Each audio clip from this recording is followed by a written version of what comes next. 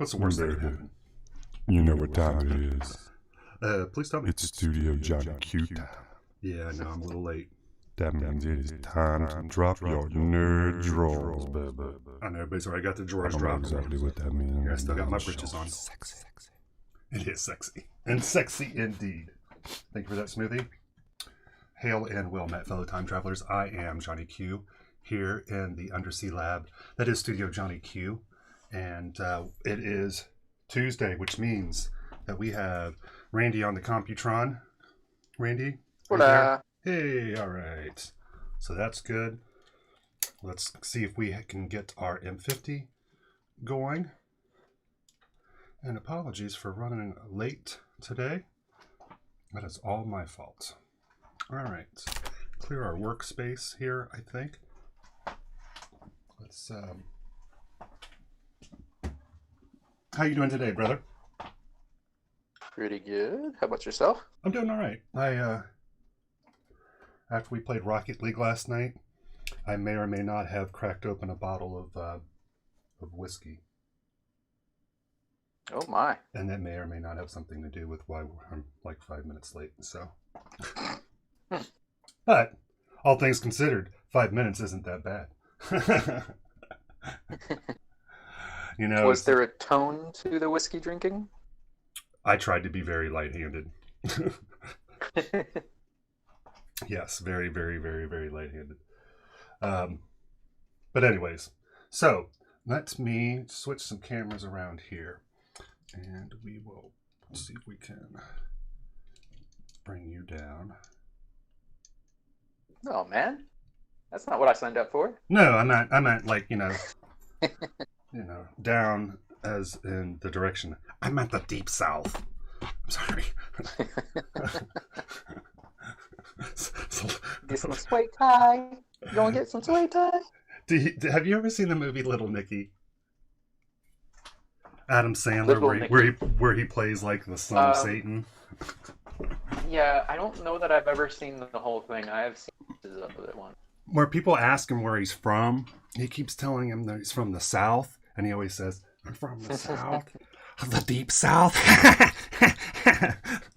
It's just a little inside joke that the deep South is hell. It's just crazy. Okay, well now I want my pet to be an imp that's from the deep south. Ah, I like that. Yeah. It laughs like that.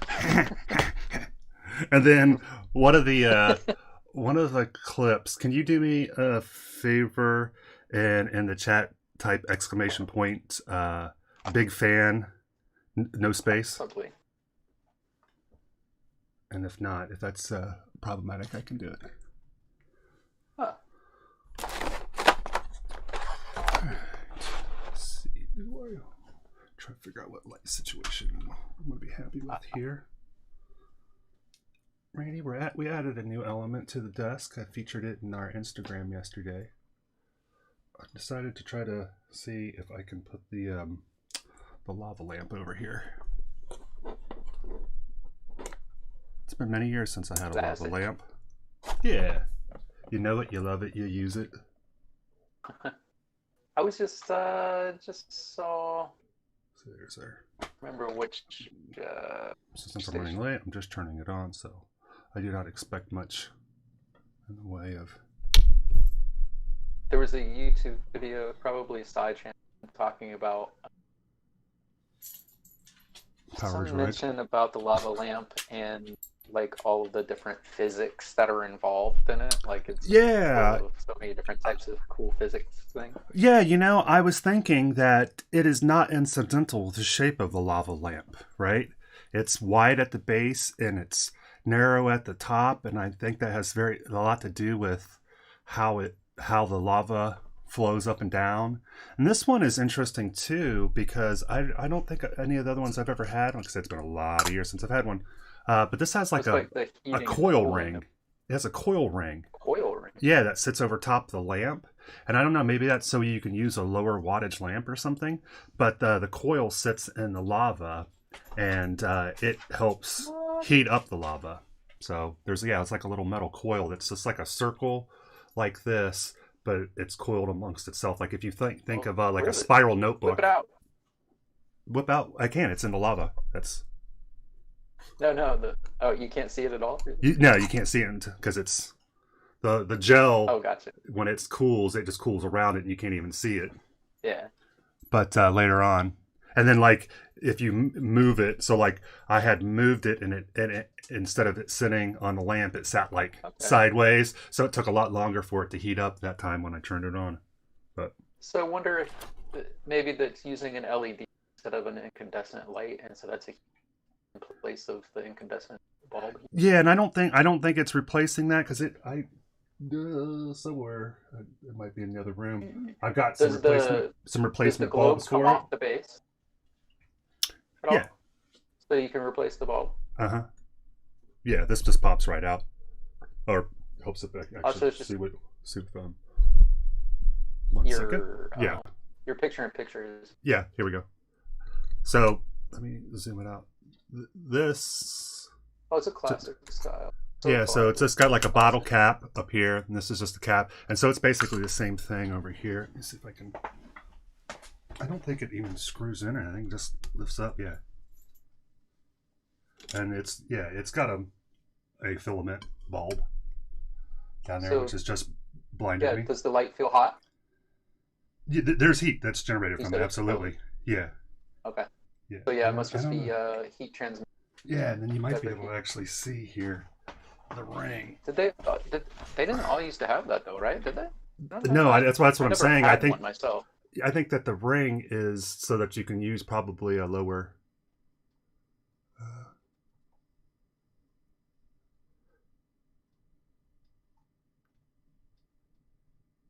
There. See it? Oh, yeah. Coil. Yeah, coil. That would be a much more appropriate word for what I was trying to describe. But anyways, coil. So yeah. Whatever. Yeah, I was thinking like if you took like a spiral notebook and you connected it end to end. Man, I just blinded myself looking at that bulb. Ouchie. All right. So a couple of things, Randy, to start off here. One. Hold on. Wait 1 second. What did you want me to? The command that you wanted me to type. What was it? Oh, the command. Yeah, it was ! Big fan, no space. Oh. I'm a big fan of your dad and the work that he does. Yeah, that's it.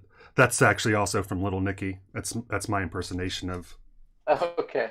Of somebody from Little Nicky, and he's like, Little Nicky ends up living with some dude, and this guy's kind of like a stoner metalhead, right? So he's all into like dark metal and stuff. So he thinks the son of Satan is about as cool as anything could be, and that's what he tells Little Nicky. he's like, whoa, devil dude. And it's like, I'm a big fan of your dad and the work that he does, referring to Satan. But I'm from the deep south. My motor. Yeah. Dad's like kind of like my motor. Yeah, my motor paw. I just turned into Vinnie Barbarino for some reason there. Oh, yeah, here you go. There's a metal coil that helps accelerate the melting of the lava. This coil isn't nestled at the bottom of the lamp. It may take longer for the lava to flow properly. The coil isn't nestled at the bottom. Whirl the globe gently in the base. The coil should drop into place. That's fact from Lava Lamp. Yeah. Thank you for that.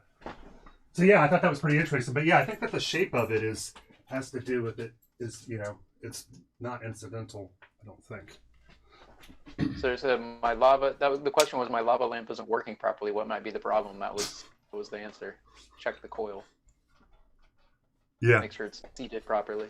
Yeah, that would be, I think. You want to go up? Sorry. Looks like Cooper wants to. Come on. Go up, buddy.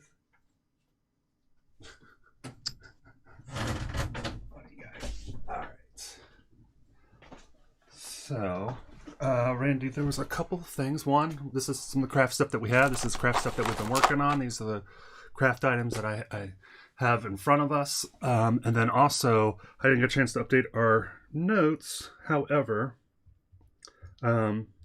our titular moment for today, if you will allow it, and you do have the ability to veto this, if you're willing, I would like to discuss with you, my friend, the Marvel Cinematic Universe and some possibilities. So you're going to say our Lord and Savior Jesus Christ. Yeah, can I take a little moment to talk to you about our Lord and Savior Johnny Ramen?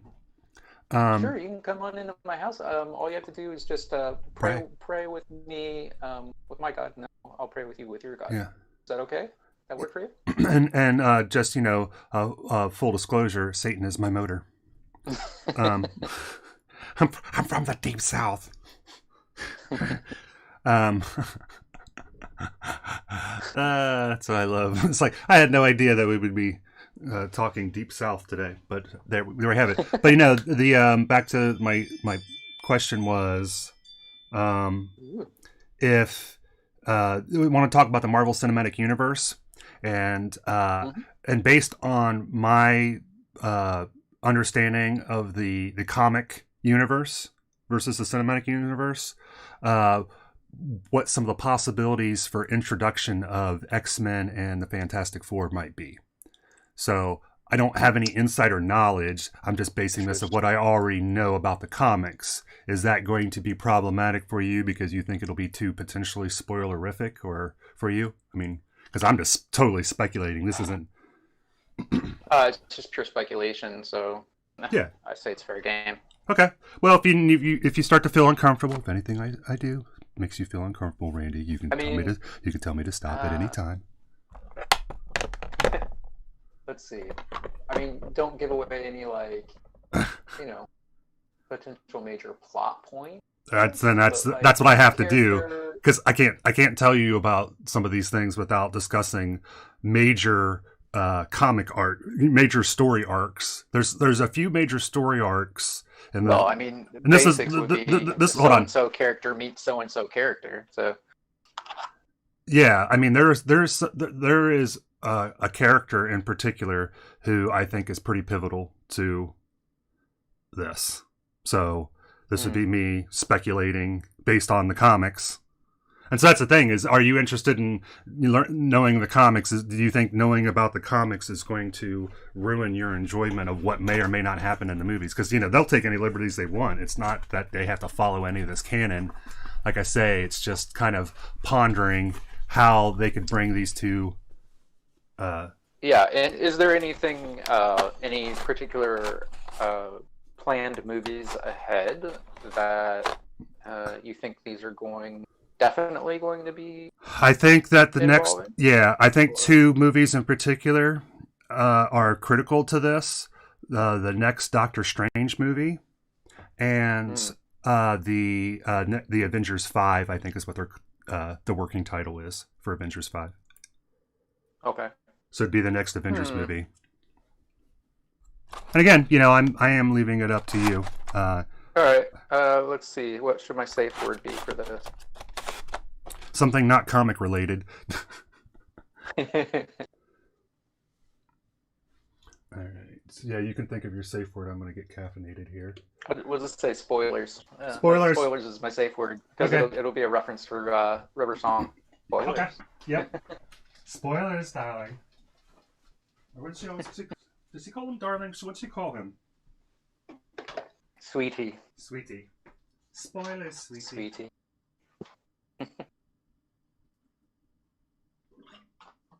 Okay, so. Je pense que, I believe.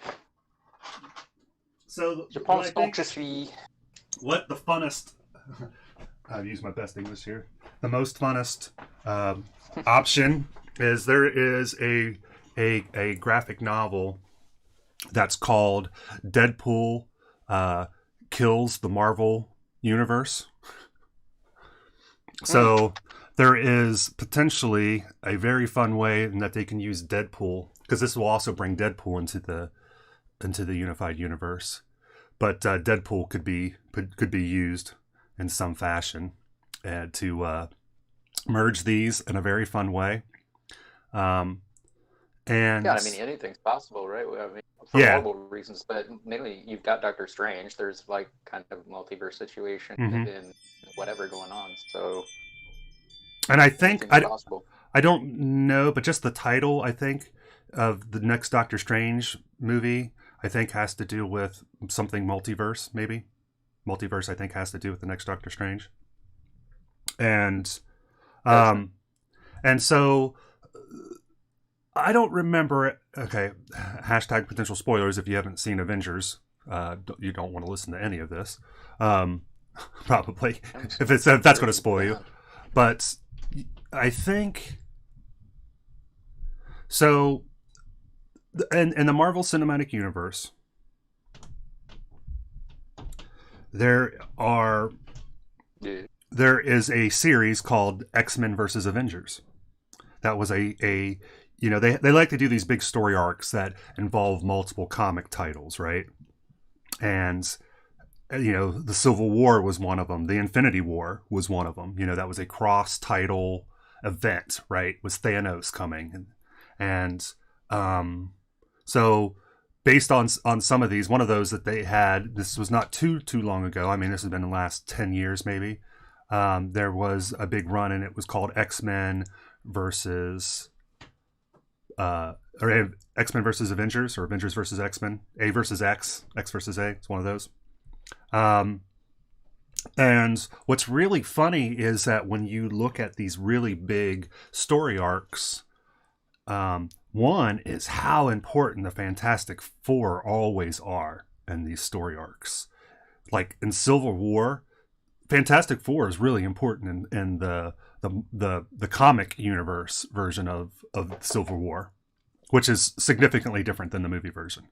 But because MCU didn't have rights to the Fantastic Four, they can't have any of these characters have any roles in these things. We were lucky that we even had Spider-Man, because of Sony owning them. So we were really lucky to have Spidey involved at all.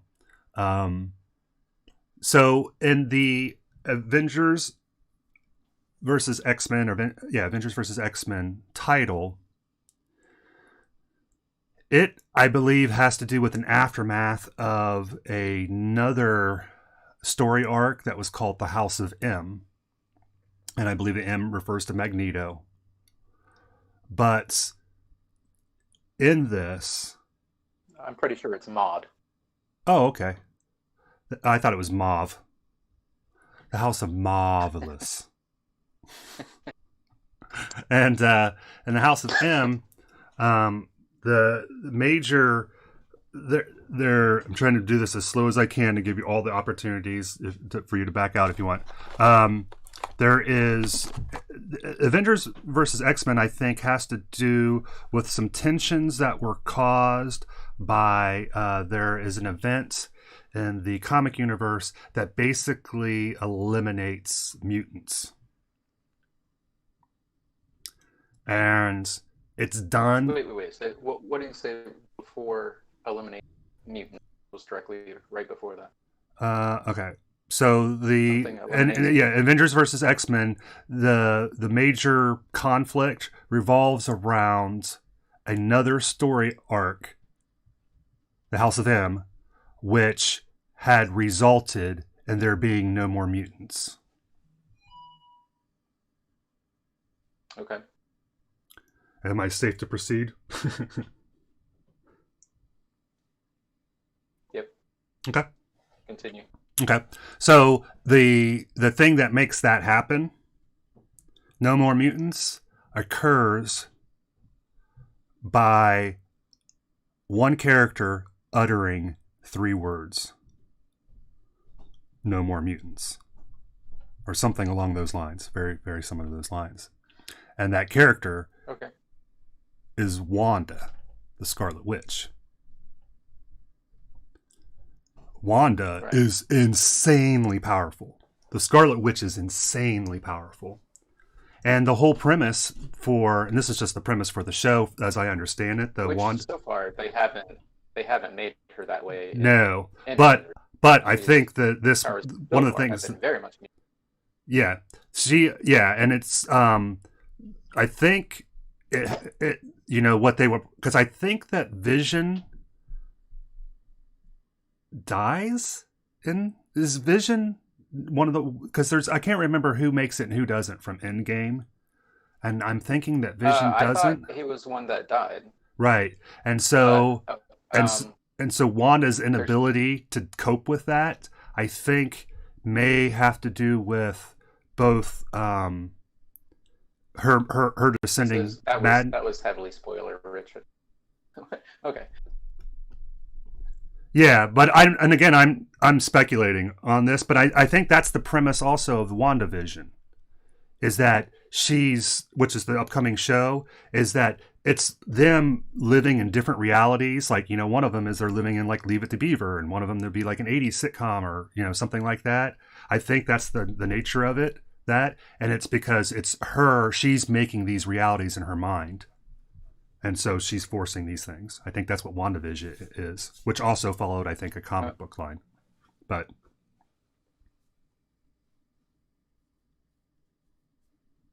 so I don't know. I don't know if I think that, with Doctor Strange, because I think And the what was the show with Wanda called again? Wanda and Vision. That's the name of the show. Yeah. Oh, Wanda. I got you. Yeah, and it's like a spin off, like, I think, television. I think that I don't know too much about it, but I think that it's kind of like they're trapped in like television shows almost, because Wanda's mind Yeah, is. I saw we talked about it a bit before. You'd asked me what I thought it was from a trailer. Mm-hmm. Yeah. Um, I think that we looked it up, and all right, let me pull some of this stuff out. yeah, and that's on Disney Plus. Yeah, that's one of the one of the upcoming shows. Marvel shows. Yeah, because they got a show, and like Loki's got a show, and I think Jesus. Like, I'm interested in that stuff, but I don't have. I don't want to pay for another service for one thing, but also I don't have time to watch. I've got so much stuff that I want to watch that I can't already. It's like, oh, overload. Well, they haven't been coming out very quickly, so that's one thing. Mm. It's like the only thing that it's come out with that I've been interested in watching so far has been The Well, Mandalorian. everything is delayed. Yeah, that's true to some degree. Coronavirus. Yeah, that's true to some degree, but some of this stuff, was already in the works. I wonder how many things ended up losing viability. Yeah. Development stages and funding stages and stuff that just totally lost viability. Yeah, there was somebody's dreams got crushed, right? Because they got signed to a movie that now won't happen because of COVID. That's definitely going to have to be a thing, All right. All right. I was watching this clip. You know who George Carlin is? The very famous comedians past. He's regarded as one of the greatest comedians. Oh my god. I haven't watched it yet, but I saw a clip of him doing really young. I've never seen him not have gray hair. He looked like he was 12 in this, pretty much. Like he was because he was on camera at a very young age. He was in black and white. Yeah, he did television stuff, and he was on television very early in his career. His appearances and stuff. And you can find some very young where it's just like, oh yeah, like because he doesn't have a beard. When he's clean faced and young. And I'm used to his kind of vulgarity, profuse profanity and stuff. And I'm wondering if, like back then, black and white, if he like what his material was like. I said I haven't. Yeah, I think some of it was more mainstream, but I don't think it took too long. I think it was early in his career that he did the infamous, like the 6 or 7 words you can't. I think it's the 7 words you can't say on TV. That skit. No, I think that was. I think that was pre-beard. I think that was pretty early in his career, but. But they were talking about Carlin. That Carlin, he recorded an act that he was going to release because Carlin was famous for doing 1 hour every year. He would write a new hour special, do a 1 hour special every year, and which most comedians say is just insane. But he had on September 9th and 10th recorded a show that was called "I Kind of Like It When a Lot of People Die." Oh wow. That after 9/11, they're like, it's like, yeah, we can't. Okay, we can't ever use this, and I think they actually destroyed the films of it. But you can purchase that album. I guess he ended up recording the album, the work, on an audio form, and you can purchase that. But it was like, how, it's talking about, like, something happens and now that something that was viable becomes absolutely unviable right now. But could you, the 9th and the 10th, because usually on a comedy show you'll do 2 of them and you splice it together. So on the 9th and the 10th you record a show that's called I Kinda Like It When a Lot of People Die. And then 9/11 happens. But like, that is insane. I don't think that's proper. It's a form of censorship, and like it's giving a credence to something that really shouldn't be given that attachment, because I don't know. It's difficult. I see both sides of it. Yeah. At some point, it seems like you shouldn't destroy it. There should still be a record of it. Yeah, and I think that he probably agreed with you on some respect, because he ended up making an audio album of it, right? So he still, I guess, felt, unless it was just purely money obligations or something like that, perhaps he felt that the art deserved to exist after the moment. But in that moment, probably just to the sensitivity. He dealt with it personally. Yeah, it was his. No, yeah. Okay, my understanding was this was after he passed. No. Okay. My understanding, and this was based on some clips that I saw, so do your own fact finding. But my understanding was that it was his decision, that he said, he's like, oh yeah, no, nobody can ever see this. This is inappropriate, and this is for a man who didn't generally regard people's opinions about what was and wasn't inappropriate.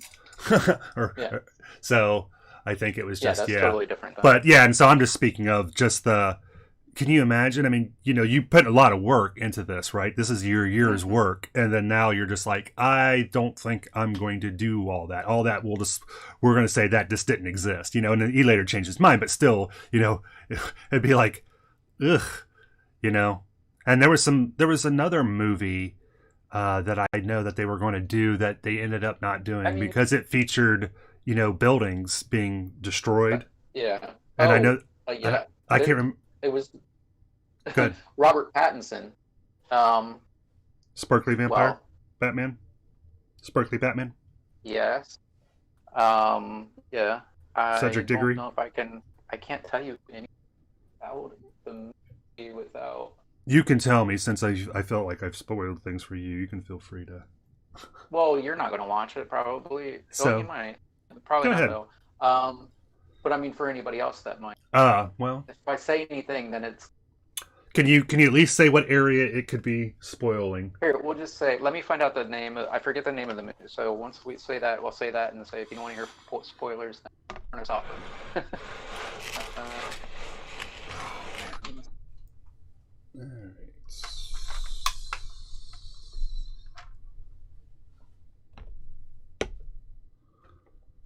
All right. Okay. So the film is called Remember Me. Okay. And it's an American romantic age drama film directed by Alan Coulter. Yeah.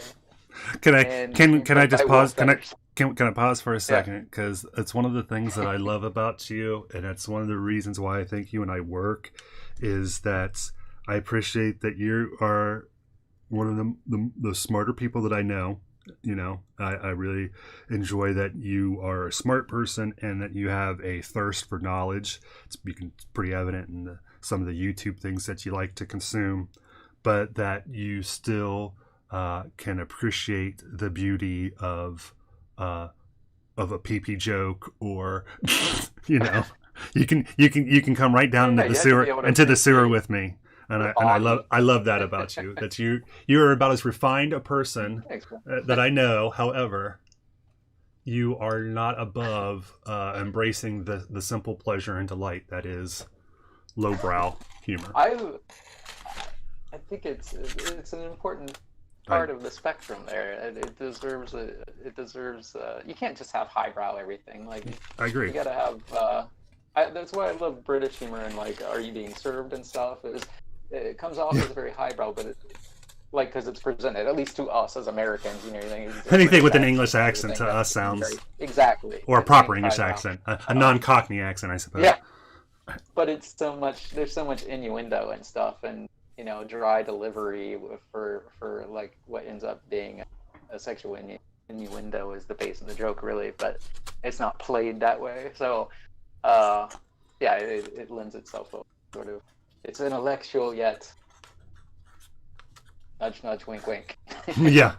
Say It's no cheeky. more, say no more. That's what Yeah, that's what, yeah, you see, and this is, like, actually, when I got together with Carrie, it was Playful. like, I talked about that, you know, what was one of the things that's really important to me is somebody who can embrace the value of silly. And Yeah. it's like, that's what, like, the brilliance of, like, Monty Python, right? Because it's like, those guys were super smart. I mean, I think one of them literally was a PhD, or, you know, was a medical doctor, I think. And, you know, these guys were highly educated, and yet they would also make some of the silliest stuff, you know. And I love that about them, that, you know, it's that, It's yeah. You know, and yeah, I mean, one of my all-time favorite skits of them is the philosopher soccer match, or the philosopher football match, because I guess it's English, but that one is so funny because all the philosophers are sitting around and pondering whether or not they should actually kick the ball instead of kicking it. and, and, and it's like, it's the classical Greek philosophers versus the German. So it's got like Nietzsche and, you know, some of these people, and it's just so, it's such a brilliant, it's like smart and silly, and, but yeah. Randy, real quick, I wanted to I'm just going to review through here some of where we were at with our tiles. So I like these, and yet I'm somewhat disappointed. I think I overworked them a little bit, but I'm going to let them be. I think I gotta learn to let them go. I think that when I tried to use the heat gun on these, that it may have affected it negatively on some of them, and I lost some detail in here. And then also, I think that this foam has a grain to it that I'm just not hip to it. And so if I would have ran maybe these boards like it's the other like way. covered in sand, gravel, Yeah. or something. Yeah. And it's like, you know, it's going to be fine for what I'm going to use it for. But, you know, and for a dollar store foam and some craft paint, we got a ton of stuff here that we, you know, we can be able to use. But like originally those were like wood planks, right? That's where you're going for with those? Yeah. Yeah, I mean, you know, just basically a wooden So floor. with that texture on them, I mean, it could still be that, but it could also be like, it looks almost like stone, a path. Yeah, definitely. Yeah, this I could definitely. For that, but yeah, or like a brick path. You know, if I put you know, some of our foliage around this, right? You know, you put this down, and you know, you could make this look like it was dirt. You know, a dirt sort of scenario, and put a fountain in here, something like that. So put a little gold highlighter, low lights in there, and be like secretly the yellow brick road. That's something's. Anyway. Yeah, so this is, I'm just going to kind of flip through some of these. I'm more happy, though, with the opposite side, the cobblestone. The cobblestone came out really nice, I think. And I had just yesterday, I had worked on highlights, the last round of highlights on all of these, on both sides. And so this got a round of highlights. Yeah. It was Graham Chapman, Emmanuel College, Cambridge. Yeah. Bartholomew Hospital Medical College.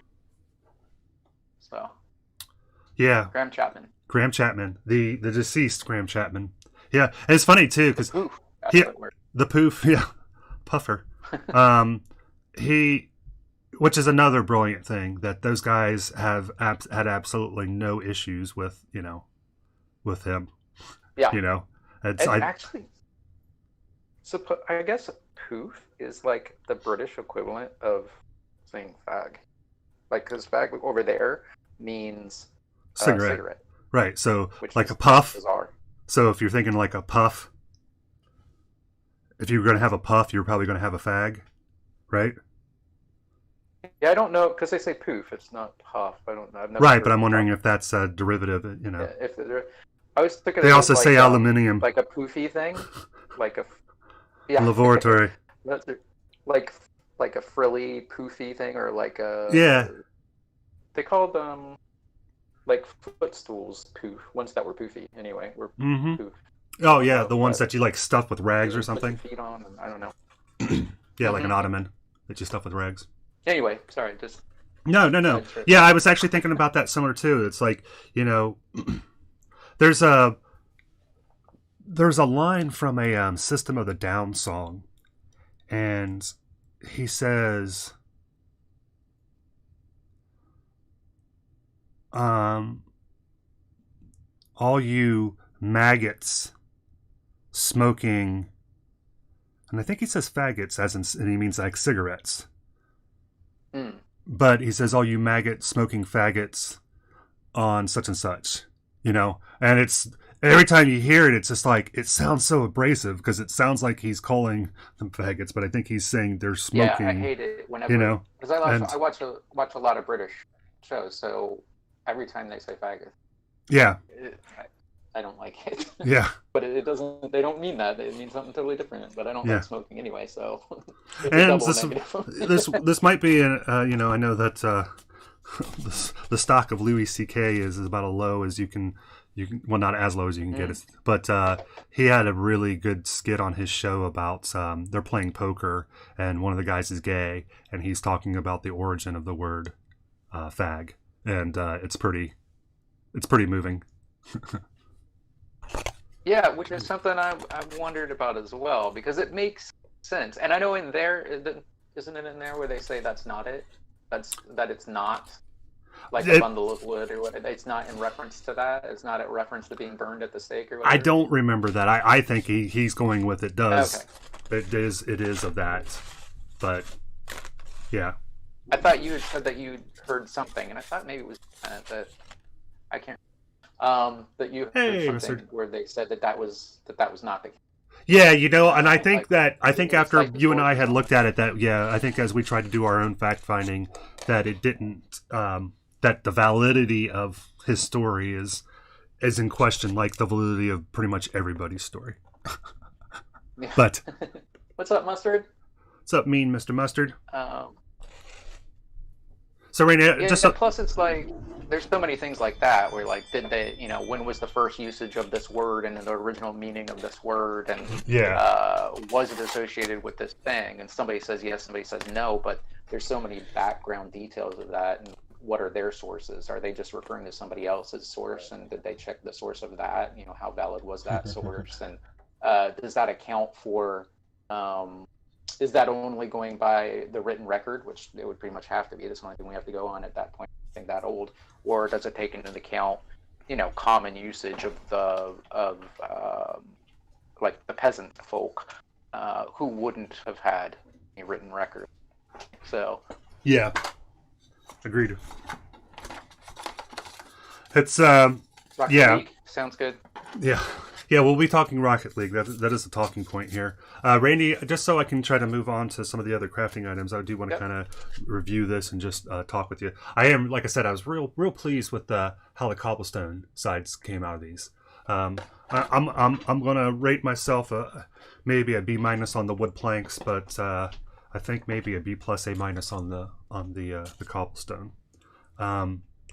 And I hit it with 2 layers of dry brushing yesterday, and one of them actually was a green.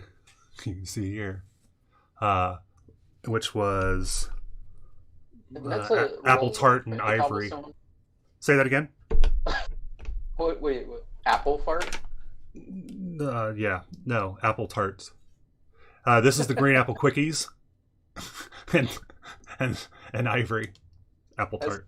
That's And this, I think, apple I actually martini. I picked this up. I think based on Black Magic Crafts recommendations for when he was doing patina statues, which I may actually be able to. I did one. This was pretty That much particular color. a straight up replica of his. If I can find. Did you get those from? Is that what, Michael's or Joanne's fabric? Yeah, Michael's. that's Michael's. That's Michael's brand. I think I must have Yeah, I it think tucked away. that's what I got. That's what I was trying to use for figurines, but it ended up being chalky. It's almost like an outdoor paint. Yeah, I like to use this. Spaces. Yep, I like to use this for just for craft stuff. But yeah, we'll use. I highly recommend using, legitimate. I'm a fan of Vallejo game colors right now for what we do. But I started out originally using other Vallejo paints. It's just a totally different. Like the crafting paints are good for. Some people still use them for figurines. Yeah, I mean, I think totally that you can work them. I think that you can, if you're looking to really save money, I guess you can. I think mix them down, and you probably end up using stuff like this, like the Pledge acrylic floor wax. For durability's sake, you might have to do something additional. Yeah. That's the thing too. I've heard people talk about that they probably don't wear as well. And I never think about that. So they might chip or wear. Yellow or fade or may not adhere as well. So good old apple farts. Some type of. But yeah, with the other thing is the pigment. What pigment did they use? That's what media did they use? Yeah, and acrylic. Yeah, I think that you hear people. The ratio. The ratio. I think that's what I hear, and these are the different pattern here, the frozen pattern. The pigments is when I've heard people describe it. It's like the density of the pigments, and is what I think some of the craft paints is just not.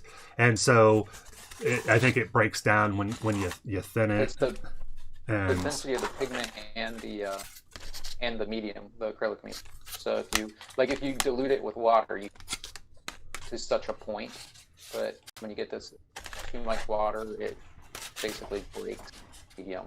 So it dilutes the medium. Yeah, so, and that's again why you use, I think, things like the floor wax as a clear, because it's basically, I've heard it described as basically paint without the pigment. Mm-hmm. And so it is the acrylic. It's the acrylic part. It just doesn't have any of the paint pigments. We've got a bunch of. Colonel say good old apple farts. Apple farts. Apple farts. Apple farts, man. I don't know shit. I don't know shit from apple farts. No. I don't like the way that sounds. That sounds like a shart. Good old apple. All right. So let's take these. So apple bottom girls.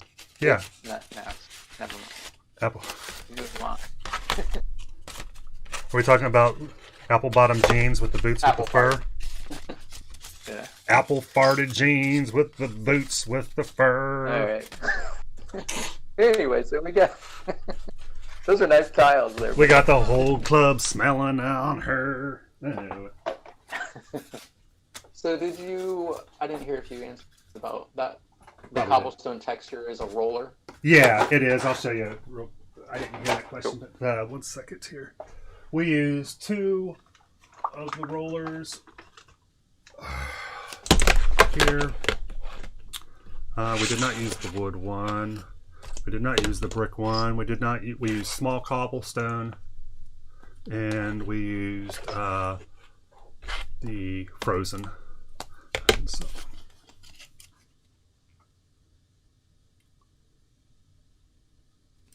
Let it go, JP. Let it go. What am I letting go? It's a Frozen reference. Oh. Sorry. Is it just me, or does that sound like... Do you want to be a snowman? What is he says it's from like Yentl? What? And Deadpool 2. Deadpool says that. Oh. The Frozen, do you want to build a snow? Why is nobody giving him any crap for that? That is the same song, right? Do you want to build a snowman? And I can't. Papa, can you hear me? Papa, can you hear me? Papa, can you hear me? Papa, can you hear me? It's not right. All right. Yeah, and again, just a reminder of, this is what we started with on our. So, I will give myself. We went from just some dollar store foam to, and this was kind of some of the intermediate. This is after we put some Mod Podge on them. I wonder for the And this is where when I look at about these, the, it's like, yeah, see, I think the heat gun got me because I didn't use the heat gun on this yet. And they still got a ton of texture. But that's from, okay, so the stuff that's looking like sand and stuff, is that not texture derived from, didn't you use a wire brush texture? Though? Yeah. And I think those might be, because they're against the grain. So if like this one, maybe actually, when I look at these, this is one where I think I did it right. And this is one where I think it went wrong. I think it was against the grain. So this one probably would have been better to do it this way, maybe. And it might have worked better. But I don't know how to tell the grain until... Might want to try one with like a hot... Like if you heated up the tip, just the wire. Just a dip, baby. Just a dip. Of an X-Acto knife, and then just gently, quickly try to enhance the cracks, crevices. Yeah, you could definitely do that. And yeah, I think that's what I think BMC recommends that, especially when doing like, you know, XPS tiles. Like he likes to re-emphasize these cuts. Like you make them and then you re-emphasize them. One of the things that he does, I think, and I found that I really like this if I can do this, is to use like a ballpoint pen that's like empty or something and get it in there so you can kind of round these edges in between. You can kind of see there. And it actually helps a ton in the look. It gives them the stones more rounded look rather than it looking like foam that just has a thing cut into it. But all right. Do you have any outstanding questions, Randy, before we move on? Always. But go ahead. Okay. So I'm going to work on two things here. We've mentioned this a couple times. We've gotten these pillars from Dwarven Forge. And let me see here. Which ones are which? Pretty easy to tell. Okay. I've been doing a little character development, by the way. Oh, that's good. Because just because you are a character doesn't mean you have character. Yes, I've been working on my character really a lot. I don't know. I've been trying to be a better person. Don't stop. You can keep going. You're not there yet. You got more work to do. Keep try harder. It's like that. Do you want a mint? Have a mint? No, I'm fine. No, have a mint. No, really. No, really. I insist. I just want to point out here real quick, Rady, the differences between the two here again. That when I purchased these pillars, they're supposed to be jade pillars. These were special limited run that they did. It's like, oh, those are cool. And I counted as act of fortuity that they got rendered. So you can see here in the bottom where this is actually completely see-through. And then it's like completely opaque here. And what they were supposed to look like is this, where it's kind of got this translucent look to it.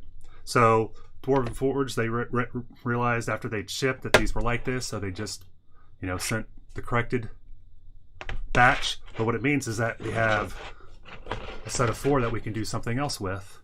And also use these, this jade stuff actually has a lot of texture on it. And I'm not exactly sure the best way to bring it out. Do I use a wash? Do I just use a highlight? And it's like, I'm not sure, but you can see it more here, but it's not, you don't see it that much on the actual ones here. It's more subtle. Jade, you would think that would be very, very smooth, polished.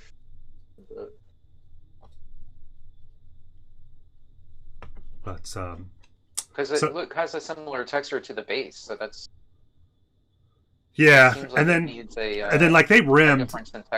Yeah, like they rimmed. I think the separations with like some gold, like gold banding. I'm gonna take a look to see what their renders are, and then these will be done in like stone.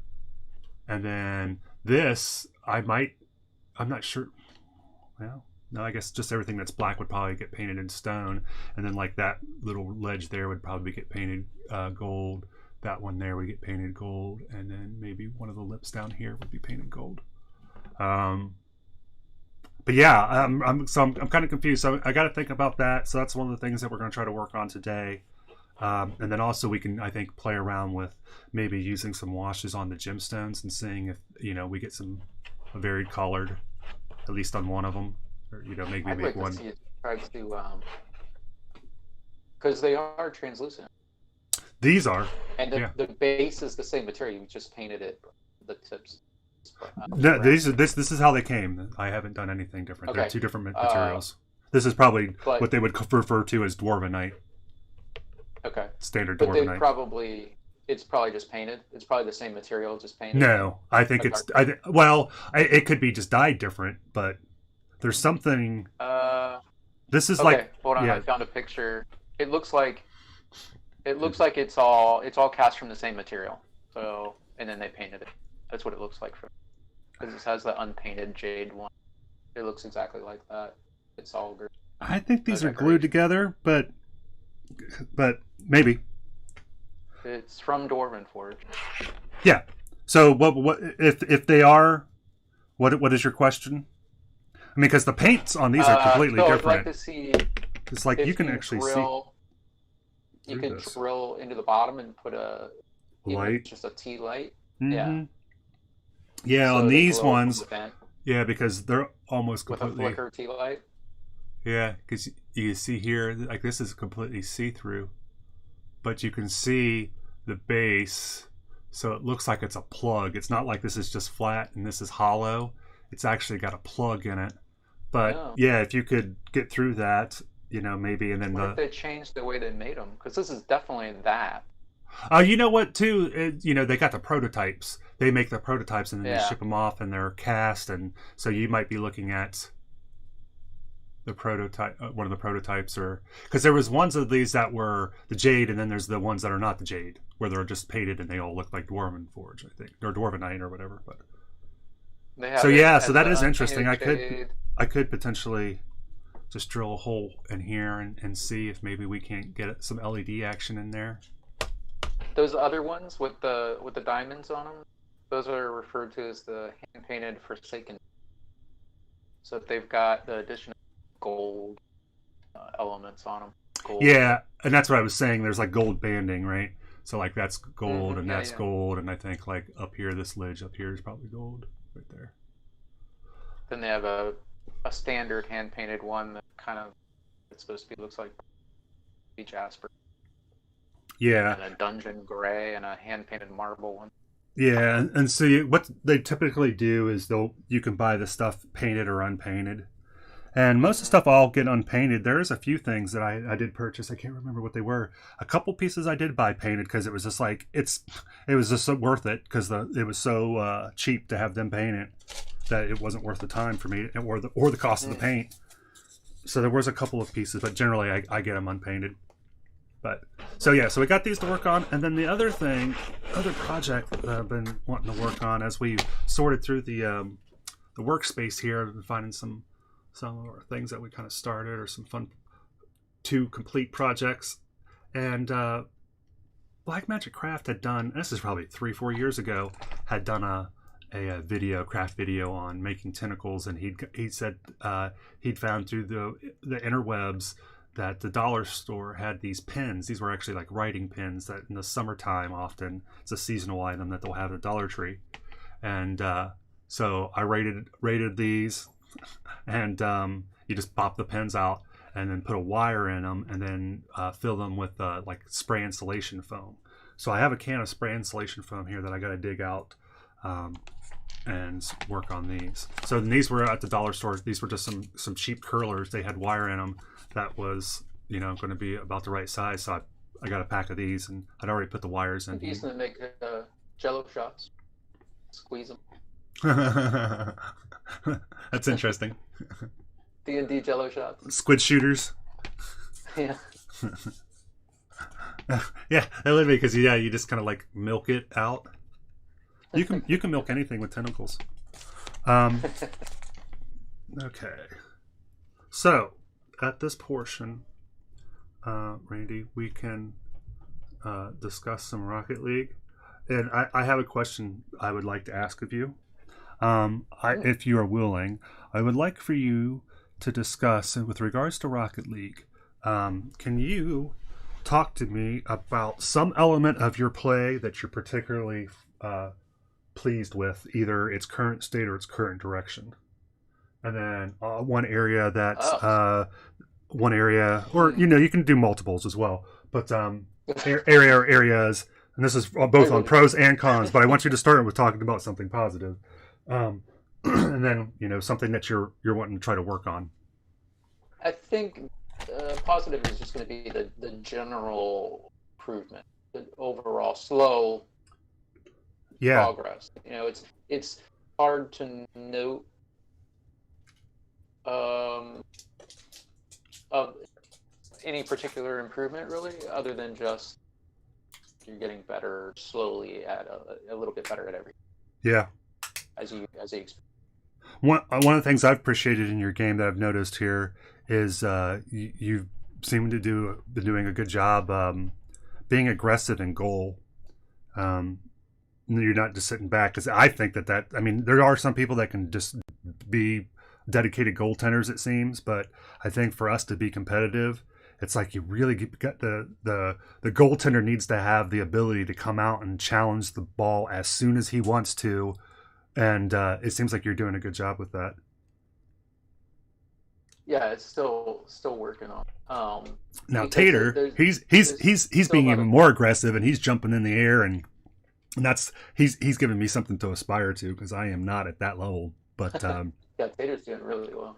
But Shadow's placement has been out of this world. Yeah, I think that his placement's been really good. It's one of the things that I really enjoy about the three of us playing together is I think that I'm really pleased with how we're kind of almost instinctively, it's through a little bit of talk and a little bit of learning and everything, but how we're feeding off of each other. Our cycling, I think our cycling was really strong last night. The cycling, I was always trying to make sure that if I see, like, if I'm back in goal, I'll wait for something that looks like a definite shot that's contested, so that I'll miss it and then they'll get a goal because I left the goal open. So I'll try to wait for that pure moment there, and then try to take a shot. And then if I miss it, then I immediately try to double back. Yes. Yeah.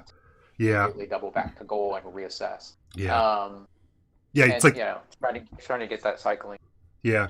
Yeah, because I think we've been doing better at that. Yeah, because it's like that's it, right? It's like it's especially at our play level, where it's like you're not always going to hit the ball, right? And so you got to count on that, right?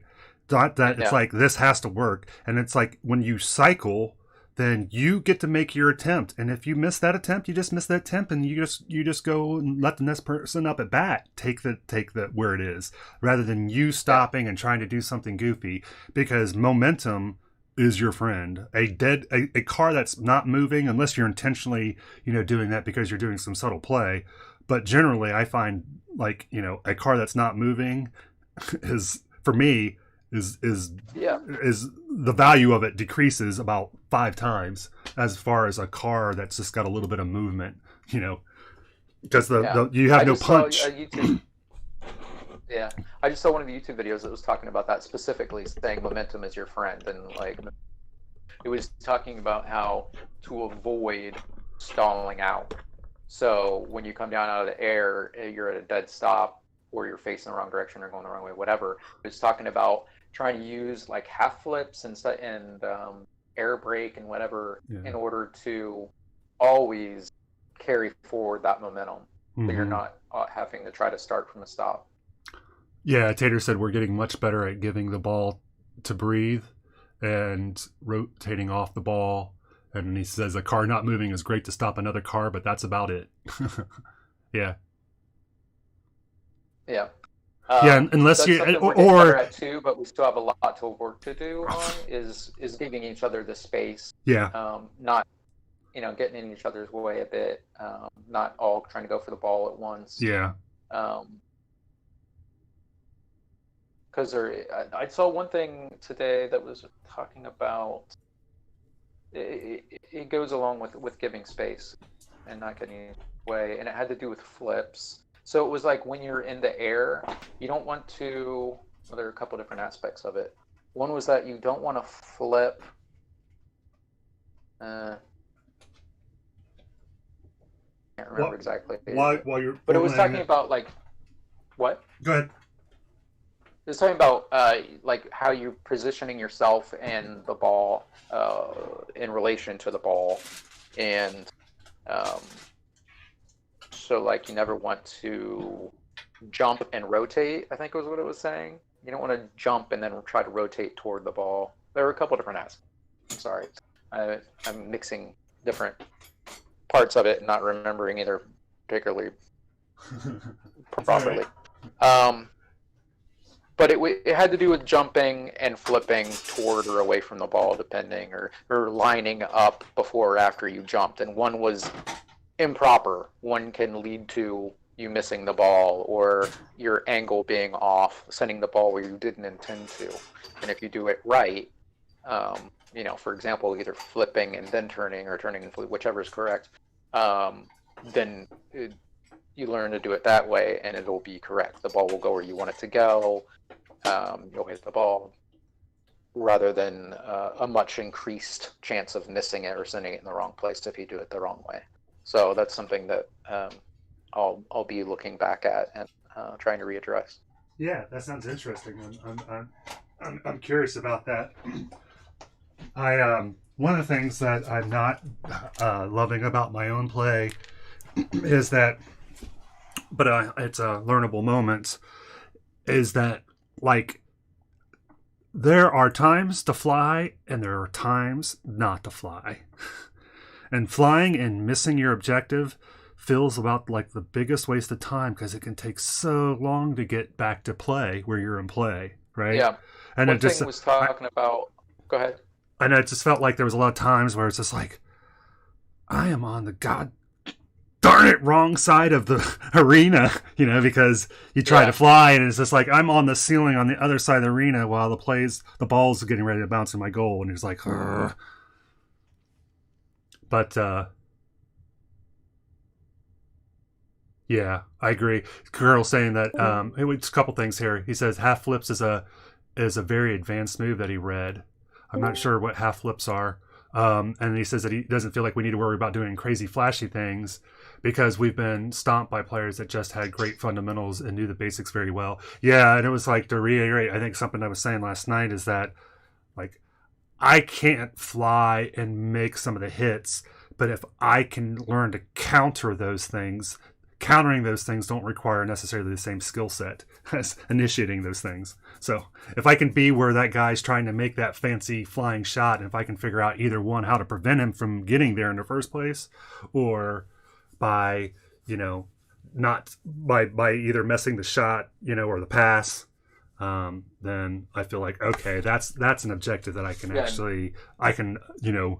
that's a chewable bite for me rather than like, well, to compete with you, I have to be able to fly like you fly. And we don't have to do that. We can just, through fundamentals, I think we can be very competitive in our tier, at least. Yeah. And I wasn't talking about anything really flashy. It was just something that I do a lot anyway, is like I jump, and if I end up being beside the ball, then I'll flip to try, or I'll roll rather, to hit the ball. And I do that a lot. Sometimes it works, sometimes it doesn't.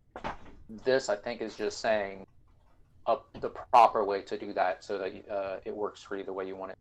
Yeah, and I think Tater was responding more to my comments than yours as far as the flashiness. Yeah. I think that the most people to think. Yeah. Oh, let's see here. That's another point that I wanted to bring up. It'll come back to me though. I was really pleased though. Go ahead. Like I was talking about how our just general getting better at stuff, and maybe not being able to notice it so much. Like you feel like, oh gosh, I haven't improved, kind of thing, in a way. But it's evident that we do, because we had, was it like a 9 or 10 row we close out, so shutout. And, several shutouts in a row. So Yeah. That's where we used to be, and now we're here. So Yeah. we've definitely improved from where we started. Yeah, I agree. I was really pleased because it didn't occur to me until like we were a couple games of it happening, where it's like we've shut out, like we played like 4 games, and I think like 3 of them were shutouts, and when we were getting beat, often it was we were getting beat by 1 or 2 goals, but we were shutting out a lot of the teams that we were playing, and it was like, okay, this is evidence of sound practice. You don't do that many, no matter what skill level. We were doing sound practices at least against the skill level teams that we were facing, and that felt really good. Especially because because muted sense of improvement comes with because our expectations of our skill level, what we're wanting to do, what we feel we should be doing, are increasing at the same rate that our. So it seems like we're not really getting better because our expectations of ourselves are climbing at the same time that we are actually. Yeah, I can see that. All right, I found the spray foam. Yay! So I was trying to do while we were bantering there. Yeah, I want to tell who was good and who wasn't. We couldn't do that before. Yeah, yeah. And also to be able to recognize the differences between different types of good as well. Like, oh, these guys are beating us with positioning, and oh, these guys are beating us because of this. One of the things that I'm trying to find a balance in myself is I feel like I'm waiting for things to happen a little bit too much and trying to figure out how to be just quicker. And because it's like some of the teams that we're playing against, it's like you can't just let things happen, right? You could have a great shot, but you need to probably follow up that shot and put it in yourself if you have that opportunity, because if you don't, then somebody who's good is going to come out and knock it out. I think it's situational, and there's a lot that you need to learn about that. A lot we need to learn about that. Because sometimes I think it can go both ways. I think sometimes it is good to go ahead and do that. Sometimes you do, but there's other times where definitely that's not the case. Yeah. Sometimes the exception proves the rule, but I feel like where I'm at right now, it's like, and if I'm not going to do that, then I need to be positionally different. I think that from where I'm positionally I am, like I need to engage that ball sooner, because if I don't, then it's behind me. And so if I'm not going to, then I need to be in a different spot than where I am. Not aggressive, but more defensive. There's a whole, with the speed and everything, there's a whole thing, and like I had mentioned previously to you guys about the thing I saw where it broke the rink to. What's a proper name for it in this scenario? Is it rank? Is it pitch? Field? What are we what are we calling it? What are they? Oh, and pitch field. I think that's all good. All right, whatever. The play area.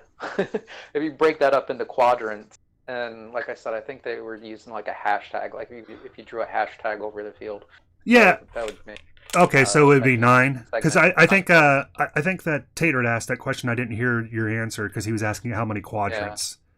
It was either 9 or 12. Pretty sure it was 9. Okay. Because that gives you, I would think 12 would be a little harder to imagine. It was talking about, it was specifically, the one I was listening to was talking about 2v2, I think. But it was talking about never being in the same quadrant as your teammate.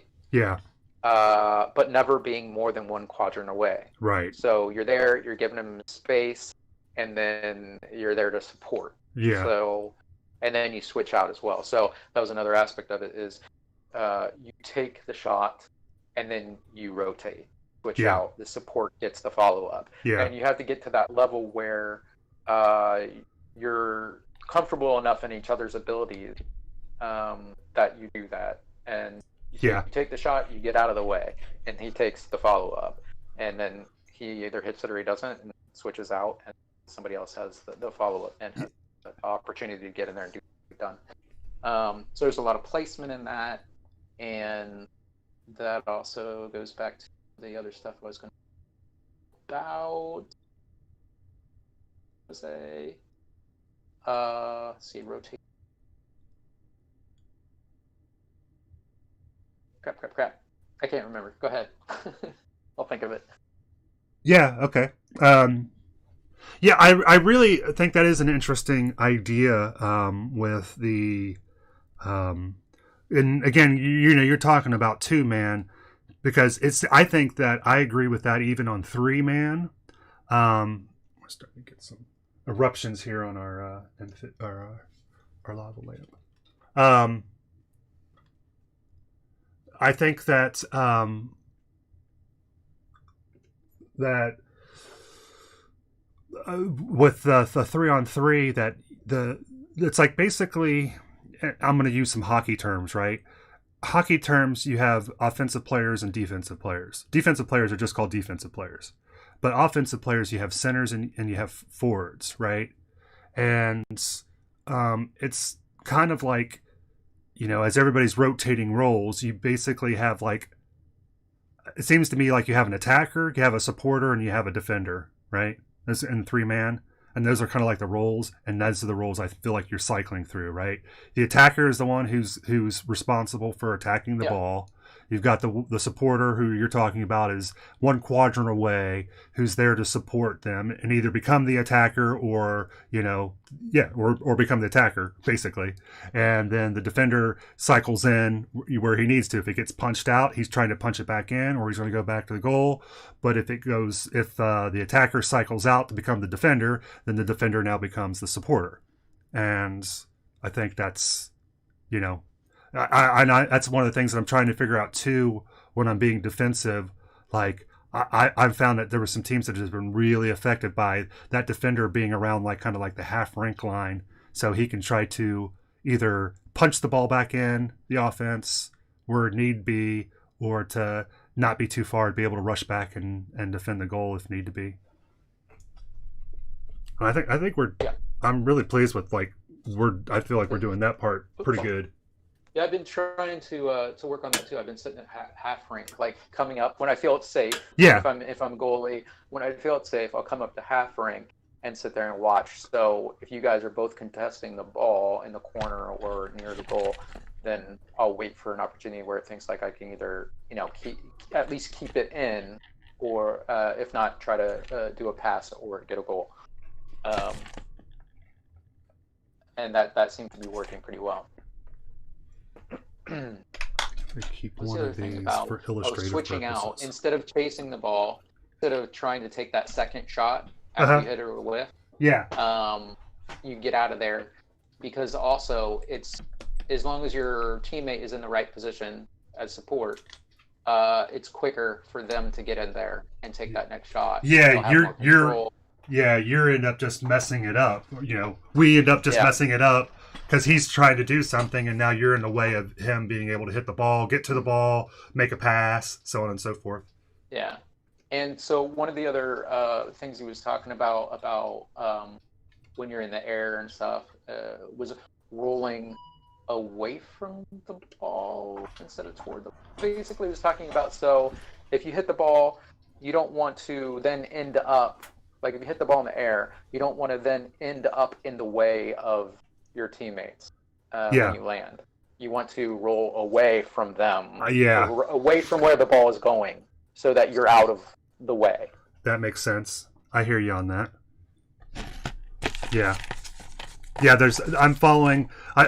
There's some weird things. One of my favorite new moves is when you're in the arena, right? And let's say that this is the arena, right? The goal's here and here. And so is to make that, you know, you can make those cuts where basically you're just going straight up and you nip the ball and it goes towards the goal here.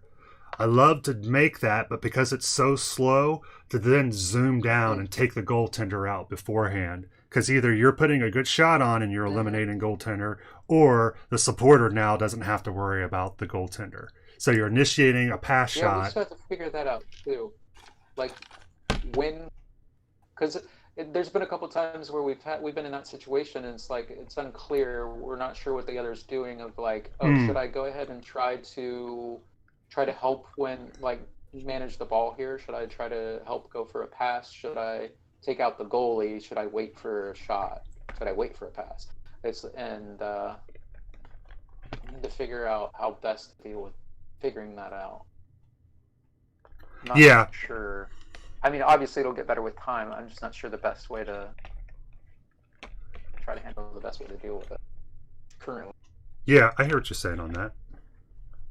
These two are a little too similar. Yeah. The one of the things too, thinking about hockey, Tater had mentioned something early on, and it's whoever, I mean, just because I guess somebody says something on the internet doesn't mean it's true, or and also just because it's the conventional way of thinking, it doesn't mean that there isn't room for innovation as well. But in hockey, defenders skate backwards, right? So that they can keep their eyes on the play. Your ass can't see the puck, right? And so they'll skate backwards. And so I've been trying to figure out how to use backwards play to my advantage. And I was really pleased. Last night was the first time I actually got 2 backwards shots in, and a couple of good backwards passes, and a couple of backwards saves. And it was just like, that felt amazing. I ain't gonna lie. Another thing too. Yeah, it looks really sweet too. Yeah. But getting used to using the ball cam and yeah, proper I got to be better at that. Yeah, because we're still in the spot. We're like, oh, I don't know where the ball is. Yeah. I lost the ball. I'm really bad at that. Yeah. So remembering the ball cam and using it properly, and that's just something that you're gonna have to practice. Yeah, because right now, because also it can move. It totally shifts how you control your car when you're in ball cam mode. Yeah, it feels really different. You're gonna have to get used to that. I think there's a couple things there with the ball cam mode. One is using it just to spot the ball, and 2 is using it to aim. And I don't use it to aim, and I think that when we can add that to our skill set, there's a tier of people who use the ball cam to aim. I think that's and I think that is something that eventually is within our realm. I don't think it's probably even that far off. It's just a conceptual thing, probably more than anything. But yeah, using that, and because right now, one of the areas that I'm trying to progress and being better at when I'm not in goal, or maybe I am in goal, but I'm trying to defend those shots that we're talking about. These shots that come from the corner, or the ones that come straight in. When the ball comes straight in, I keep thinking it's going to bounce out here, and it doesn't. When it bounces in the corner, it goes perpendicular, and it starts to go this way. And so I'm trying to attack the ball closer to where it's coming in, rather than trying to figure out where it's coming out at. And so and then also, like, if the ball is coming up here and it's traveling along and it's dropping down in front of the goal, trying to make contact with it above the goal. But I'm getting up here and I'm getting lost, right? And it's like the ball's up here, but I have no clue where the ball is, and so I got to figure out how to be better at, I think, using the ball cam in those areas so that I can figure out where it is, and not just, it's like I'm inches from the ball and it just goes right by me, and it's like, that's frustrating. But good stuff, man. It was a lot of fun playing. I had a blast playing last night. And that was the first time that the 3 of us have been able to play in a while. Yeah. Together. So that was a lot of fun. A lot of fun. It will be interesting to see how that translates to some of the ranked matches. Because to Tater's point, it's like one of the things that I equally find frustrating is, you get these people that don't fully play, or they'll just want to not play until, only play until the end, or just play at the end. And you don't get that in the ranked matches. People are there from start to finish for the most part.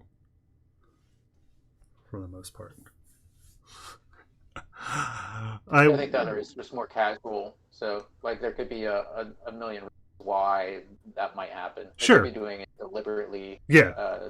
To prove a point because they're bored, because they need to, because they think you're as good as whatever. Or it could just be like they spilt their pop on their pants and they kind of deal with it. They gotta go pee, or they got a phone call, or whatever. Yeah, it could definitely be because of a lot of things. It's true. I potentially am probably prone to assess blame quicker than it actually is due. I'll admit that. Maybe they're playing mind game, trying to get you riled up about it. Very valid as well. Yeah, the way that I think that a lot of, it seems to my this is anecdotal evidence, and it's not even evidence. It's just anecdotal opinion, I suppose. I have found that there's times where, especially if I try to get aggressive with players, that you'll just see them, respond, right? Which isn't, that surprising. And when you do, like, if you make a goal, especially like a goal in the last minute, you tie it up, you take the lead, and then that's when you see these players, because everybody, you're in the moment, so you're going to try to bring it, but it just feels so disingenuous. Colonel. What's that? Colonel said, "Prob for me, since you didn't ask me, I feel that I need to work on everything." Oh, I said you were implied, Colonel. I know you, Mr. I think we all need to work on everything. You don't need any. But I think you're the furthest along of all of us. Yeah, I agree with that. You're doing really well. Yeah. Yeah, I mean, hell, we were playing hard all weekend, and he didn't play at all, and he still is. Yeah. So what? Yeah, that's a. Well, what's the part that you Mustard? If you're going to participate, you've got to follow the rules, which was starting with something that you like, something that you're particularly happy, an element of your play you're particularly happy with. Need to work on everything: placement, angles on shots, rotating off the ball, knowing where my teammates are. I like Rocket League.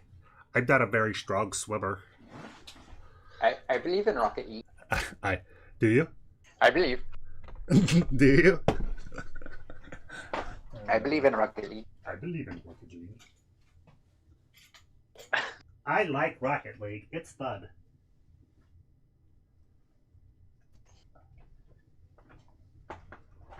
Oh, so we started to do the dip potato chip when we were playing last night, but we didn't tell Colonel where it was from. No, yeah, you could feel free to... Dip potato chip. It's from Neebs Gaming. They have a series, Battlefield Friends. And and so there's a noob character on their team.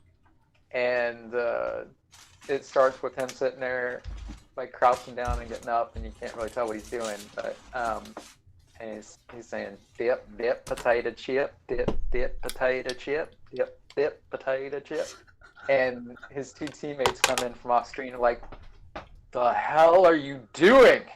And he's like, what? Dip potato chip? I'm teabagging. This guy's dead. Teabagging. He's like, you do not teabag your own teammate. No teabagging ever. No teambagging. That's awesome. No teambagging. And he's like, what? He's dead. Like dip potato chip. Dip potato So chip. they have a whole scene about it. So that's where that comes from. That's funny. You'll have to remind me of that when we're not doing a Tuesday Thursday show, and we'll have to pull it up. And Yeah, that's a good hangout session too. As each of us have kind of curate our own list of YouTube clips that we want to share with each other. Yeah.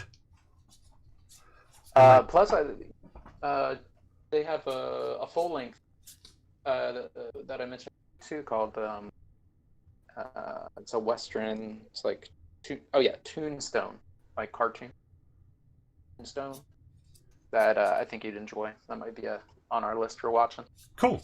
Yeah, that sounds fun. Maybe it's something too. I remember one time I got together with Mustard. I think it was for a family member's birthday, and we stopped over at his place, and he brought out the Apple TV, and everybody like hooked up their phone to it and could, play stuff from YouTube. And so it was fun to see, people from about 3 different decades pulling up their favorite clips and sharing them.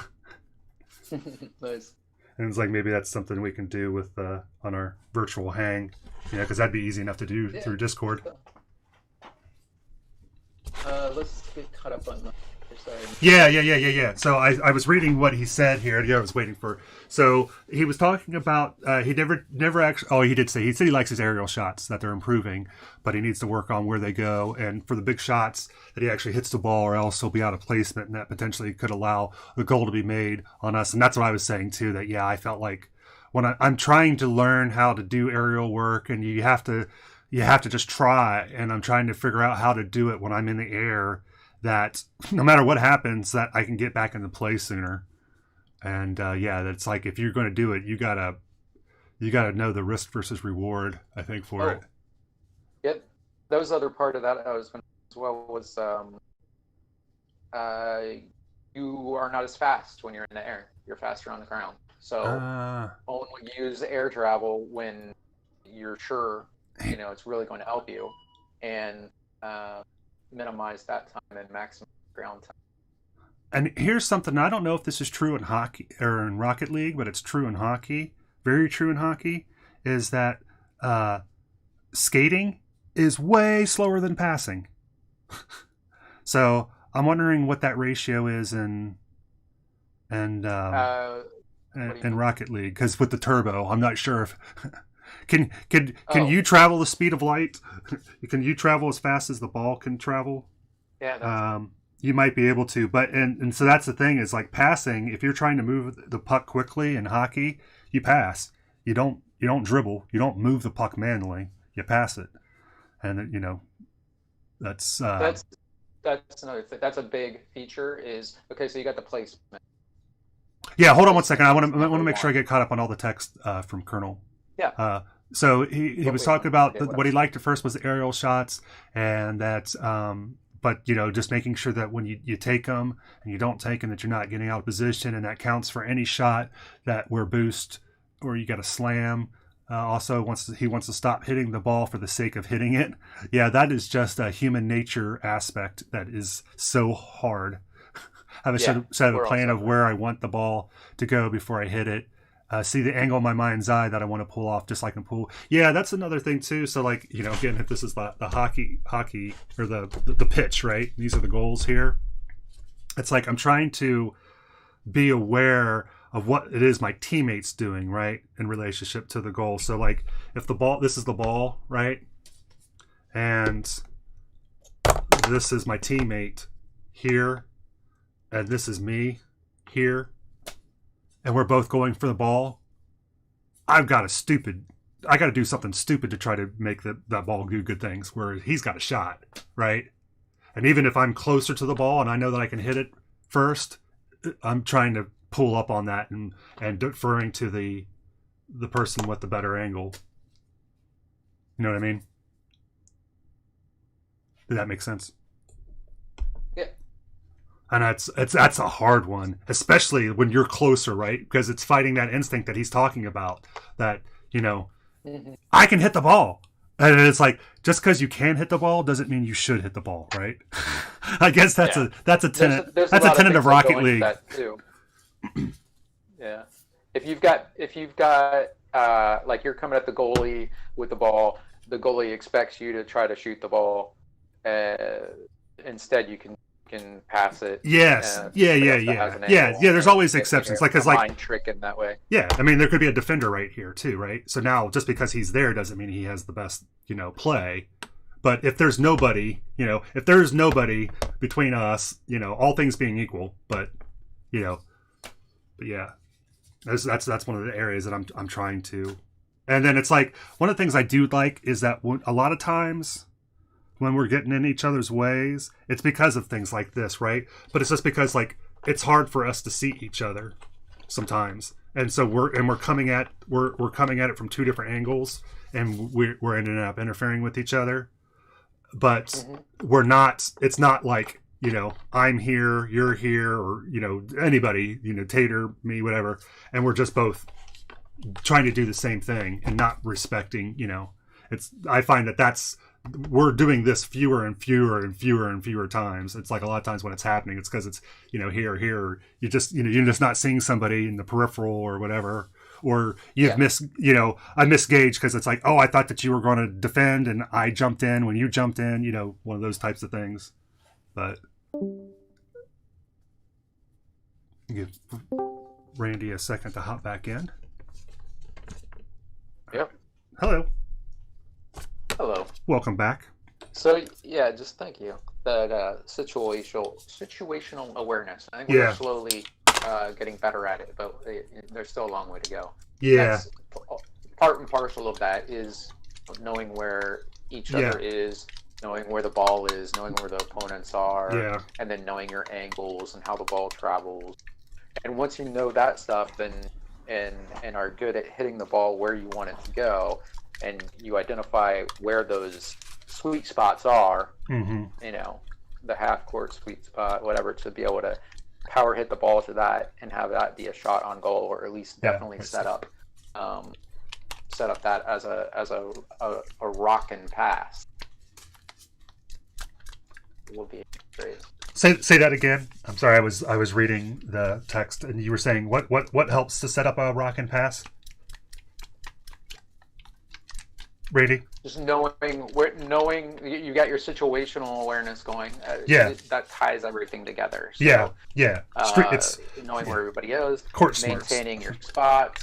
You know, the hitter, the striker being in the striker position, the backup being in the backup position, taking your hit, and the other person staying out of your way, and then once you've had your hit, backing off, switching back to the backup position or whatever, and the backup is now lead.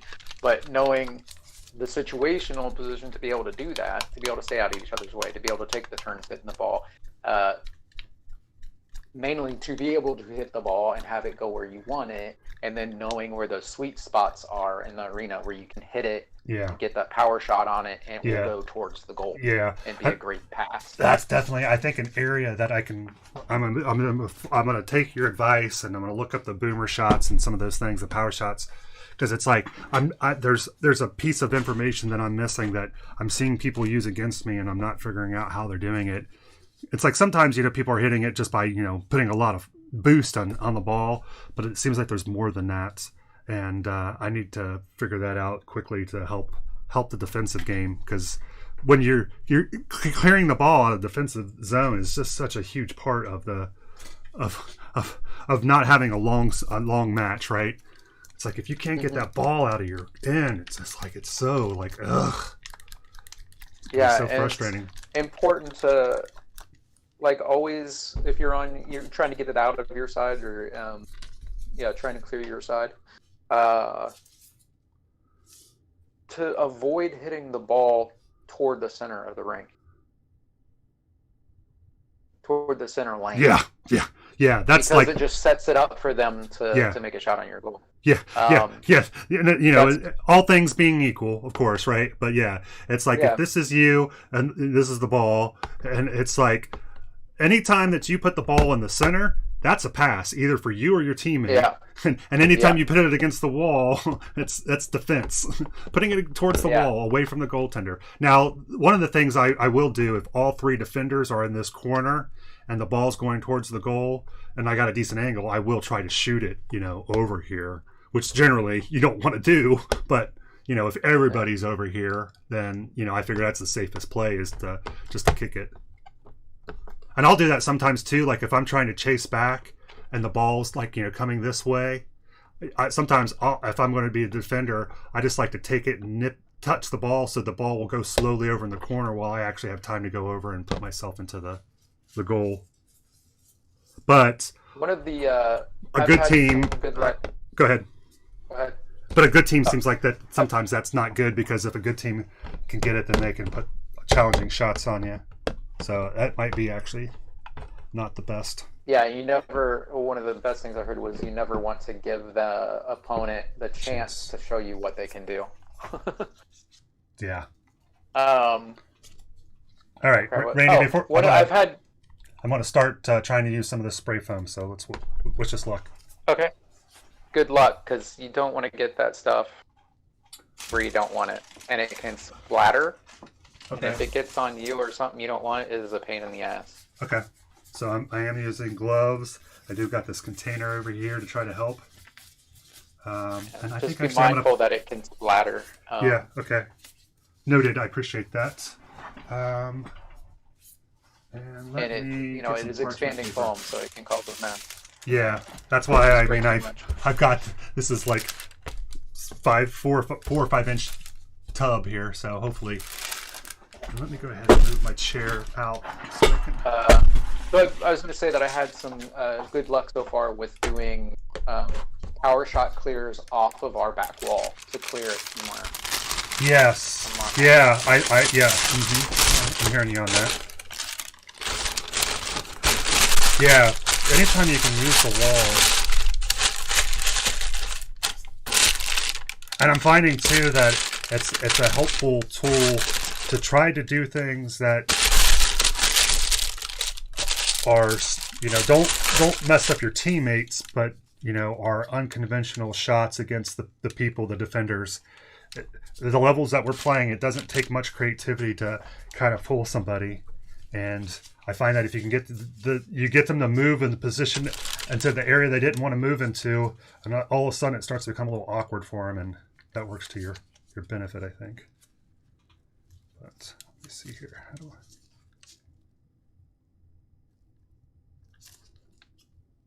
I was trying to remember something I watched talking about having a variety of skills, you don't want to keep using the same skill. Like if you're really good at one skill, you don't want to keep using that the whole time, because a good player will notice that and adapt to it.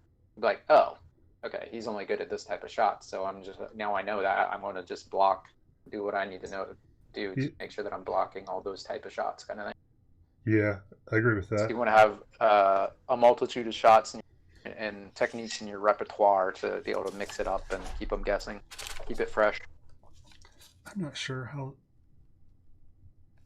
how this works.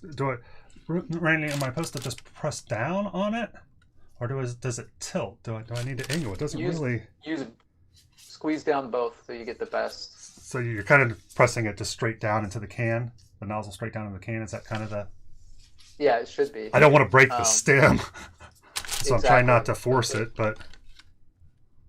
Read your directions, dude. But I'm trying to. I mean, there's 1,000 words on here, and most of them don't apply to me. I would get it as far down in there as you can to avoid air bubbles. If you want it to go all the way down, if you want a stiff tip on your tentacle, then DowGreatStuff.com. Maybe I'll take a look and see here, but let me see here. And just start. Did you shake it up first? I did, yeah, for quite a while. I think one of the brands, one of the types, because there's different types. Like this is window and door. One of them said that you wanted to shake it, and another one said not to. It said shake vigorously for a minimum of 60 seconds. I gave it a couple minutes. Screw straw assembly onto valve. Dispense slowly, but it doesn't actually say how to dispense, so it doesn't give any direction on that. Yeah, well, it's squeeze. What's that? I said it's definitely squeeze. But it's, like... How old is this? I don't know. I've had it for probably a couple years. If it's too old, it might be stuck. It might no longer... Yeah, it might... Yeah. Yeah, because this is not... Oh, God. I hate seeing you do this for the first time in this. Right here. I'm worried that's going to splatter and get over all your stuff, and ugh. Well, maybe we don't do this here then. Yeah, it might be for good.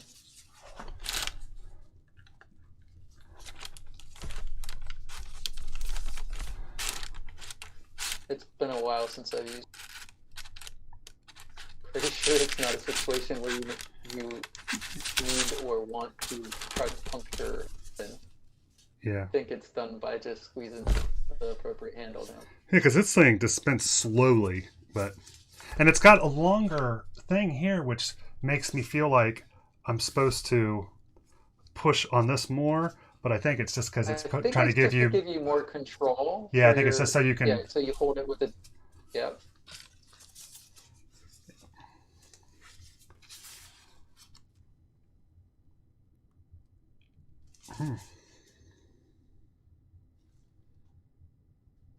But I'm not sure. It may be for tilt, maybe to give you judging by because like wouldn't you a tilt would be like clogged. Yeah, a tilt would be like if like a whipped cream dispenser, right? Yeah, like slower stream. The tilt method instead of a direct press down, faster. Screw straw, dispense slowly. Well, I broke the plastic, so. So, yeah, I guess this is not going to be. Like I said, I have had this for a long time. I'm guessing that can is probably no longer good. Maybe. Maybe. Okay. Well, we will put that to the side. I'll have to get some more, and we'll focus on our. So Tater said, let's see, computer angle. Pull up this pull. Yep, for angles. Yeah. Trigonometry. Damn it. Yeah, I like that he was talking about using the right stick to as a free look, to try to. And yeah, I think that's. I just did that last night. I think maybe that's what I need to do too. Like when I'm up in those corners, is making sure. And I do try to use that, but you're looking. But just because you're looking, don't mean that you're seeing. Mm-hmm. I do find that I've been keeping his ball cam on 90% of the time. Yeah, and that's what's. I don't do that at all. And I think I need to reconfigure my. Now, yeah, because he's using ball cam 90% of the time, and I'm sure that's got to be totally helping you with your aerials, right? Because I have to figure out how to use the ball cam, I think, in conjunction with my aerials. Yeah. Yeah. Because it's kind of, it's a really wonky control difference, movement difference, compared to the non-ball. If you're dribbling, the ball cam off, yeah. Yeah, because the only time I'm using the ball cam is I just use it like if I'm running back and if I'm running to the goal defensively and I'm trying to see if where the ball is, I'm using the ball cam to I'm moving one direction, but I'm using the ball cam to kind of track the ball on, especially if it's on the other wall or it's behind me. Oh. So I use it that way, but then I like to use it there where I like to go to the goal and then use the ball cam in conjunction with the slide. And so when the ball's behind me, it's making me look and just automatically slides me towards the direction of the ball. And I find that super helpful. He said if I'm getting a boost, he has the ball cam off. Yeah. I just saw one of the tips where it was talking about they use the ball cam when they're getting power shots or when they're getting boosts because they know where the boost is. It's not moving. So they'll switch the ball cam on so that they can see behind them and know where their I'll do that a little bit. The ball is. Yeah. While they're going blindly forward toward where they know the I started to do that a little bit. That's funny, yeah. Because if you're going to a direction and you know where you're going, and you don't have to do anything, directly with the ball, you can kind of just keep going one direction and use that to look. Yeah, I do that when I'm going towards goal. I switch it off just to line me up to the boost, and then I switch it back on. Because I kept having the situation where I'd have to go to goal, or I'd be going to goal for whatever reason, whether it was just backing off or whatever. Cycling, and then I didn't know that the ball was right behind me. So I get the goal, go to turn around, and there's the ball right in my face, going right by me into the goal. So I started trying to look behind me while I was going toward goal.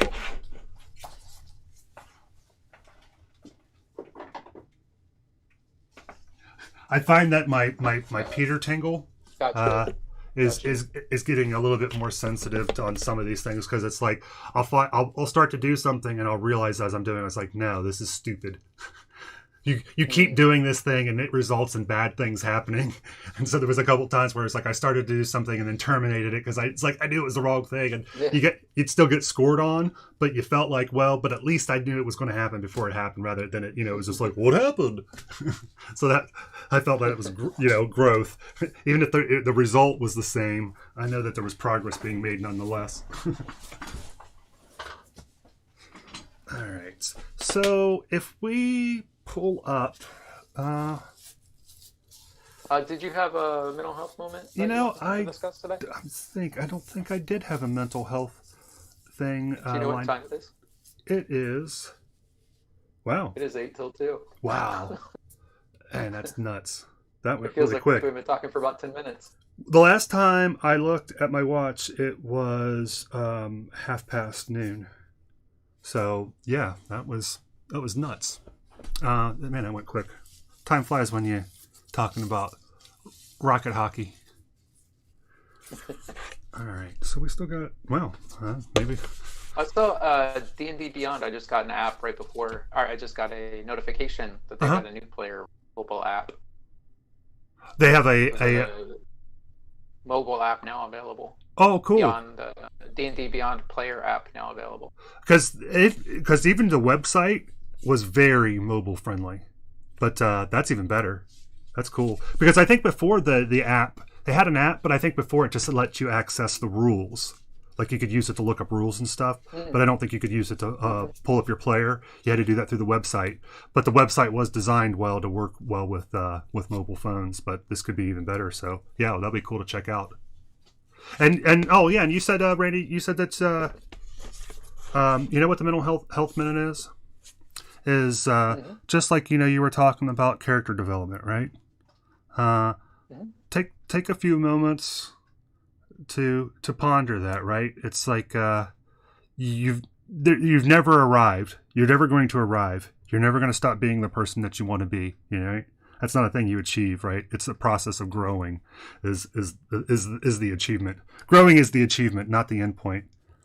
And that character development is your responsibility, right? It is an individual's responsibility, and just remember to continually be challenging yourself and trying new things. Identify, adapt, and overcome. Yeah. Nobody can develop your character for you. You gotta do yourself. Yeah. Hands. And you've gotten a raw deal. And we are talking about personal character as opposed to D&D character. Yes. And you know what? I don't know. In this sense. I don't know you, but you've probably gotten a raw deal. Because it's been my experience that everybody's gotten a raw deal. And everybody's had probably some really bad things that's happened to them that you're not aware of. We don't talk about all the bad things that happen to us in our life, and it's easy to look at somebody and it's like, oh, they've done this or they've had this, and you don't know what personal tragedies people have encountered over the course of their lifetime. What is that scene? Was it Greg? I think he used to do Talk Soup. Greg Kinnear. Yeah, Greg Kinnear and Helen Hunt and Jack Nicholson. All something. What's the movie they're in? Where he's got manic. He's got OCD. Jack has got OCD. But there's a scene where they're driving. He's driving the car, and they're in the back. Jack Nicholson's character is driving the car, and they're talking about stuff that happened to them during their childhood and stuff like that, and falling out with parents or whatever. And somebody says like, yeah, everybody's got something that's a raw deal or whatever, and he's like, no, there's definitely people that like have had everything go their way or something like that, and so they have a bit of an argument over that, and it's just an interesting. Yeah, I think that I probably would be people. Shitty people are shitty for a reason. Yeah, there's lots of potential reasons why, but and it's like I think that people are still responsible for their actions, right? But I mean, there is mental illness that could play into it, but sure, yeah, yes, generally it's a choice whether they realize it or not. Yeah, it doesn't work to realize that they're making a choice or not. But there was probably a lot of things that led up to them making that choice, right? A lot of things urging them along that way. That does not excuse bad behavior, but it's been my experience. Arguments about nature versus nurture. Yeah, and and the thing is too, it's like a predisposition toward behaving a certain way, perhaps. Like maybe there's some genetic material in there that gives you a predisposition toward adopting some sort of behavior, but it's still, I think, triggered by something environmental. In most cases, at least. Yeah, it's a combination. I think almost always, right? It's a combination of the. I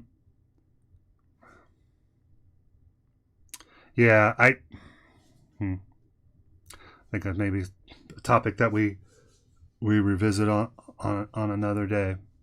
You got me contemplating. But yeah, good stuff. As good as it gets is the movie I was talking about. As good as it gets. Yeah, I vaguely remember that. And Jack Nicholson has a great scene where the maid, I think, for Greg Kinnear's character, she comes and knocks on his door, and he's like, "Yeah, go sell crazy someplace else. We're all stocked up here." I love that. That's awesome. I told you I was watching Riff Tracks, and the guy was making some bad puns, and he's like, "Should I just go to hell like right now? You just want to go straight to hell right now?" And it's like, "Oh, I think that's probably going to be my new favorite thing when I make bad puns." You just want to go? Should I just go straight to hell right now? Have you seen? There was a movie you were mentioning. Greg Kinnear made me think of it. A movie where he plays the guy that invented this is for real. The guy who invented the intermittent wiper. Oh, I remember hearing about it. I never saw it. Based on a true story, I guess. When I was like 3 or 4, I thought I did for a minute. He plays the guy that invents the intermittent window wiper.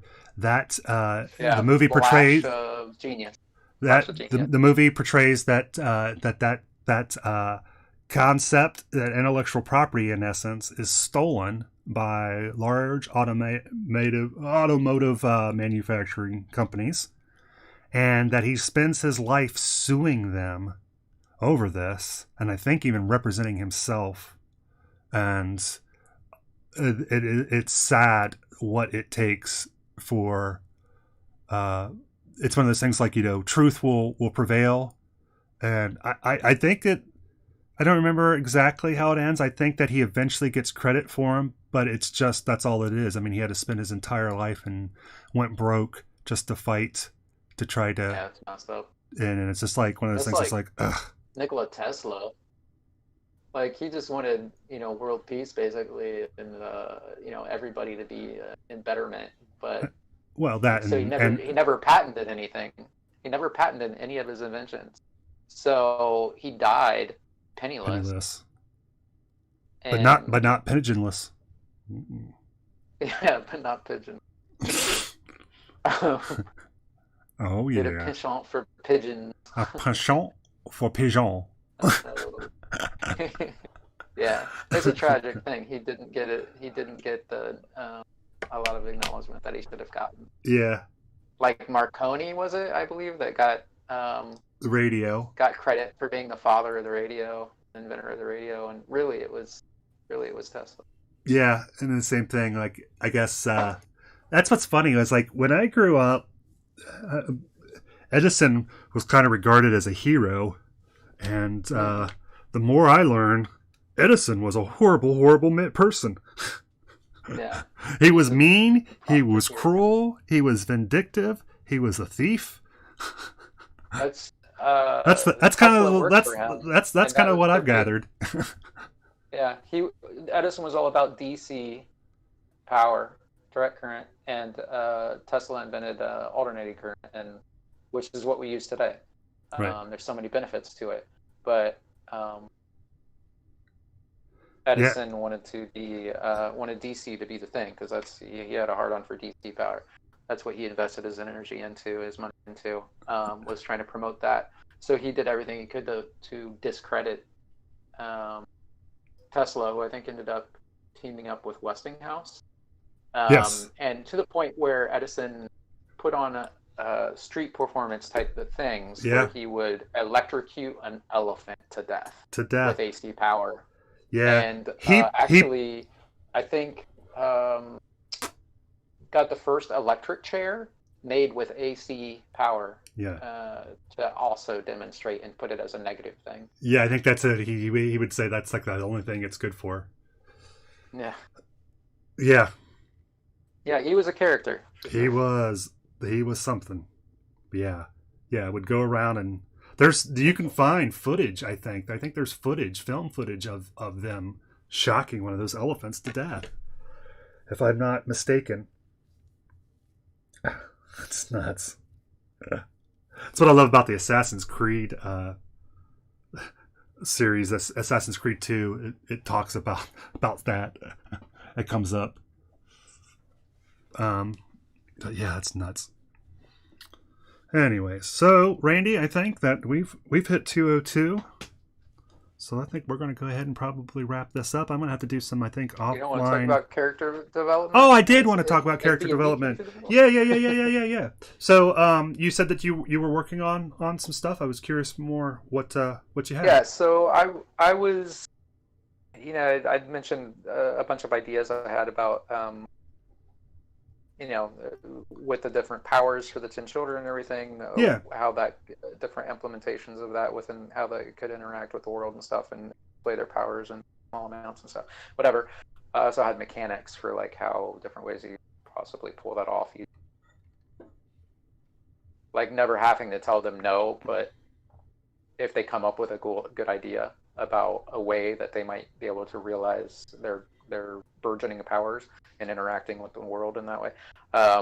So you wouldn't have to say, yeah, no, that didn't work. You'd be like, okay, it worked, but roll a d4, and that's going to determine how well it works. Is it did it work 25% of the way you wanted it to, or did it work 50%, 75%, 100%, or also how many rounds it may take you to accomplish this task. So maybe it takes you 1 round to pull this off, or maybe you have to concentrate on trying to do this thing for 3 rounds. And then perhaps if you got attacked during that time, so it's like a concentration spell in a way in that case. So if you got attacked during that time, then maybe instead of canceling all the work that you've put into it, you still want to let them have this good idea come to fruition. So you'll add an extra round on, an extra turn on to their completion of that task, kind of thing.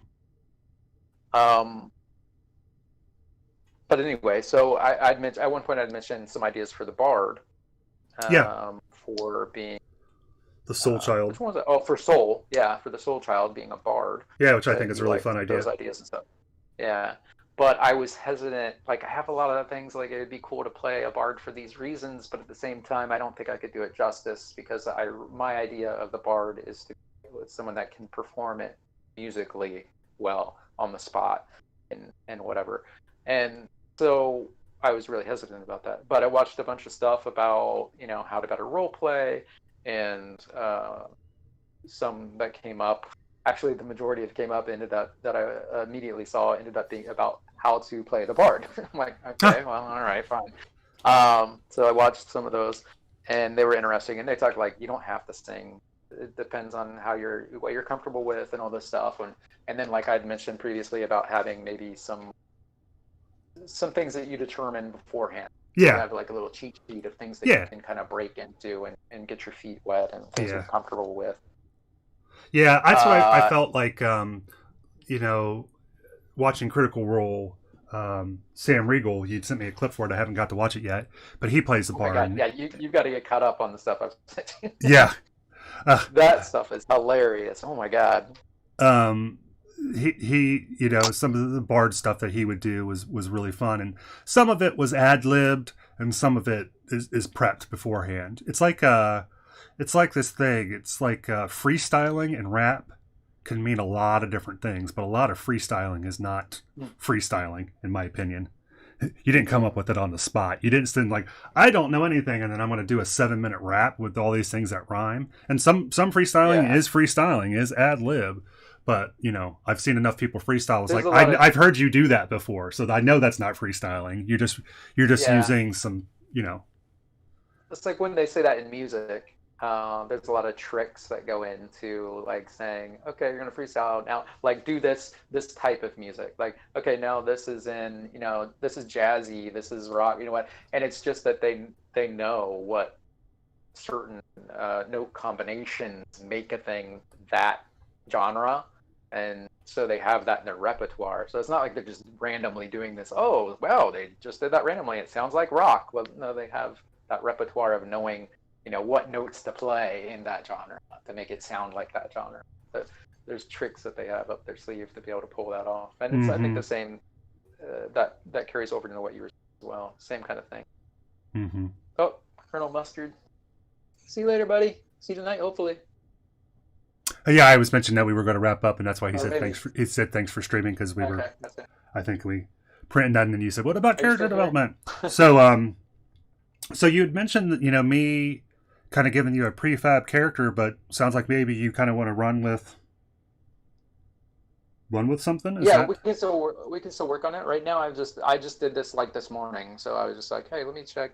So I decided I'd roll a die. okay?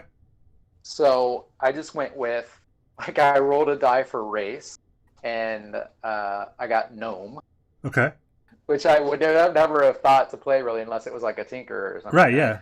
Unless it was deliberately going for that. But I like this So already.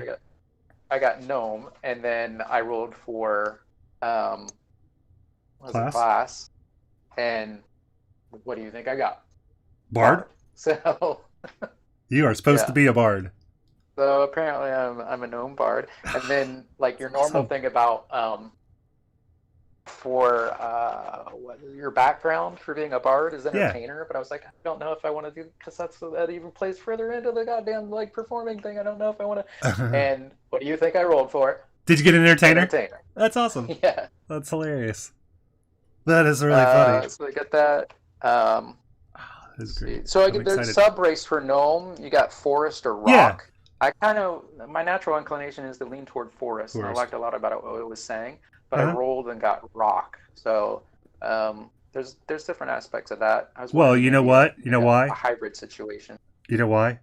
Because the bards, they want to rock. There you go. I want to rock. But I've got some background ideas for all that stuff like that kind of immediately of it. So That's that's awesome. working for me. That's cool. Yeah. That's And then within Bard, you have the Bard College. One is lore and one is valor. I haven't looked at those specifically yet, but I rolled lore. Chaotic good. alignments What I don't really think my apply in our alignments are. game, so I just don't allow evil Yeah, I mean alignments.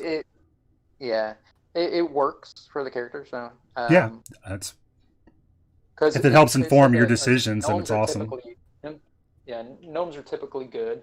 So I think the default for it is like for the like make a quick character. You know how that offers tips for making quick characters in the book. Um, it was neutral good, but I like the chaotic good because I want to be kind of a trickster, which plays to the gnome anyway. So it works well. Background entertainment personality trait was when I come to a new place, I collect local news, local rumors, and spread gossip. Ideal was beauty. When I perform, I make the world a better place than it was. Typically, that's good, but it works. And then I rolled for a bond and flaw as well. And my flaw, which one was it? Let's see, I didn't write this.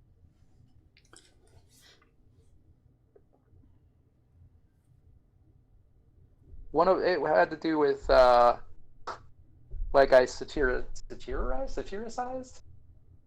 Satirized. Yeah, satirized. There you go. Some nobleman in the past, and he's pissed off about it and is trying to hunt me down.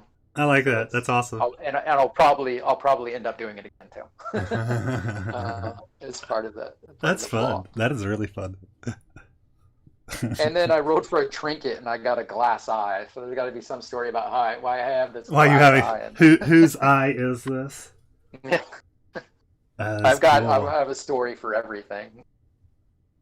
Nice. I think my background may even be like if somebody asked me where I grew up or something, I might have a different story for that every time. Yeah, like, so it's just like it's the I Joker. It's the Joker explaining. You want to know how I got these scars? Yeah, exactly. You tell a different story every time. Cool, man. I'm excited. Yeah, this is going to be good stuff. Yeah. Interesting stuff about like I always I can Greed mustard. Like the reason I became a bard or just how I knew I was a bard or whatever. I just kind of have always heard this music in my head and it's sort of this felt like this unattainable thing. That's another part of it too is like with the bard college and stuff and we're being kids and my being uncomfortable and how to play that into the character. is that he's kind of hesitant in a way, but he feels he has the thing, but he's new to it. Yeah. He just got accepted into college. He hasn't really trained at all really yet. So Yeah. And he's kind of hesitant. Stuff. So he always says stuff like, "Oh, it's a work in progress. It's a work in progress." Well, the working title. There's a scene in Spinal Tap where the guitar player, he's like, this is a ballad that I'm writing. It's a lovely little, piano tune that he's actually playing. It's in the key of D minor, which I find is the saddest of all keys. And he does all this stuff, and it's just like, it's like Beethoven and Bach. It's like Mozart and Bach. I call it a mock pace, kind of like mock. And and he's like, that's really lovely. What is that? And he's like, oh, this one here, I call this song Lick My Love Pump. Oh, and it's just like, that's really lovely. I was playing with the idea of being was it a synesthesia, something like that, where they have synesthesia? Oh yeah, kinesthesia, I think. Kinesthesia. Yeah. So that means that you experience a sensation other than its normal, isn't it? Because it senses synesthesia. Kina is energy or movement. Computer, define potential. Sorry, what word was that? Computer, define kinesthesia. Kinesthesia is usually defined as the sensation of movement or strain in muscles, tendons, and joints. Yeah, muscle sense. Yeah. Okay. So it isn't that. I don't know how to spell it. Yeah. So what you're talking about is when you experience a sensory information in a non-typical way. So you taste colors, or you hear, you can hear numbers, right? Or I have a very, very mild. I have a very mild form of it where letters and numbers to me have intrinsic colors associated with them. Yeah. So there'll be some potential jokes there about referring to things as colors or smells or something. Smell. Sounds. Smell the music. What, did you just do a brown note? Yes, the brown note will make an appearance. Yeah, I'm sure. I attempt to always do the brown note, but I think it should have like a random effect. Like it could misfire and like it might accidentally affect. Like I'll try to focus it so that it only affects the mob that I'm going for or the area of effect, but it could malfunction because I'm still learning. Yeah. So I could accidentally do a brown note on one of my own team or something, or myself potentially. Or it would have instead of a detrimental effect, a beneficial effect on whoever I'm trying to cast it on. It's one of the things I have appreciated with the new group is like some of my favorite moments have been the critical fails, and in particular, it seems Shasta always is rolling some critical fails at some real, like he ate some mushrooms and he critically failed, and so he basically went up to the toughest monster that they had and did something really stupid, willingly. He's like, well, I critically failed, so this is what I think that I would do, and I love that. It's just that I'm putting my characters in harm's way because this is what the story, requires, and that's what I'm looking for, more of that, when we talk about role play, and yeah, so I like what you're talking about because I'm finding that failures has been some of the most enjoyable moments in the game so far. Yeah. Do you know if everybody has a flaw or tick or superstition like that? No. Like I said, in Dark, I've asked him some questions, and as I've asked these questions, I'm started. Well, here recently I asked a question, and I asked them to put the answers on their character sheets, so that we could kind of see it. I can reference it, they can reference it, and it was like, I asked them some different questions, like, who do you miss? Who from your old life do you miss? Or, there was just a couple of different things, and that was, an attempt to start to get the characters to think about their backgrounds and who they are and what that means, and so on and so forth. So. Just started to kind of tip that, but I do think that it is. I think that I'm going to try to encourage people to do those, to look at those and either pick one of them, roll roll one, pick one, or choose one. You make their own, because I do think that is in line with what I'm thinking. I find that if you have, what is there, virtue and a vice, right? Virtue and a vice is a good, simple kind of mechanism for understanding the motivations for characters. I think for key NPCs, I'm trying to understand that. It's like, what is their strength? What is their strong stat? What is their weak stat? What is their virtue? What is their vice? If I have a character and I know those four things, then I can do quite a bit ad-libbing and understanding that character. You know what I mean? Yeah, I think that's probably in the book. That's probably ideal and flaw would be the equivalent. Yeah. Very similar. I think in this case, like vice isn't quite the right word. It says they're supposed to be like kids, so I think. Yeah. So for vice, it would be, I would think as a flaw, as a, vice or a flaw. Yeah. But so yeah, and virtue and vice is just an easy mnemonic, Yeah. But yeah, I hear what you're saying. On those cards that I have, the random cards, it has virtue and vice on it, and I think that I'm going to start. Gotcha. For a key NPC, I think I'm just going to attribute one of those cards, and so it already have a virtue and a vice on it. So cool. But yeah, I think that's good stuff. I was wondering, you've shown the team the map of the world, right? Mm-hmm. Okay. Could you send me a copy of that? Yeah. Like, email it. That and like the name.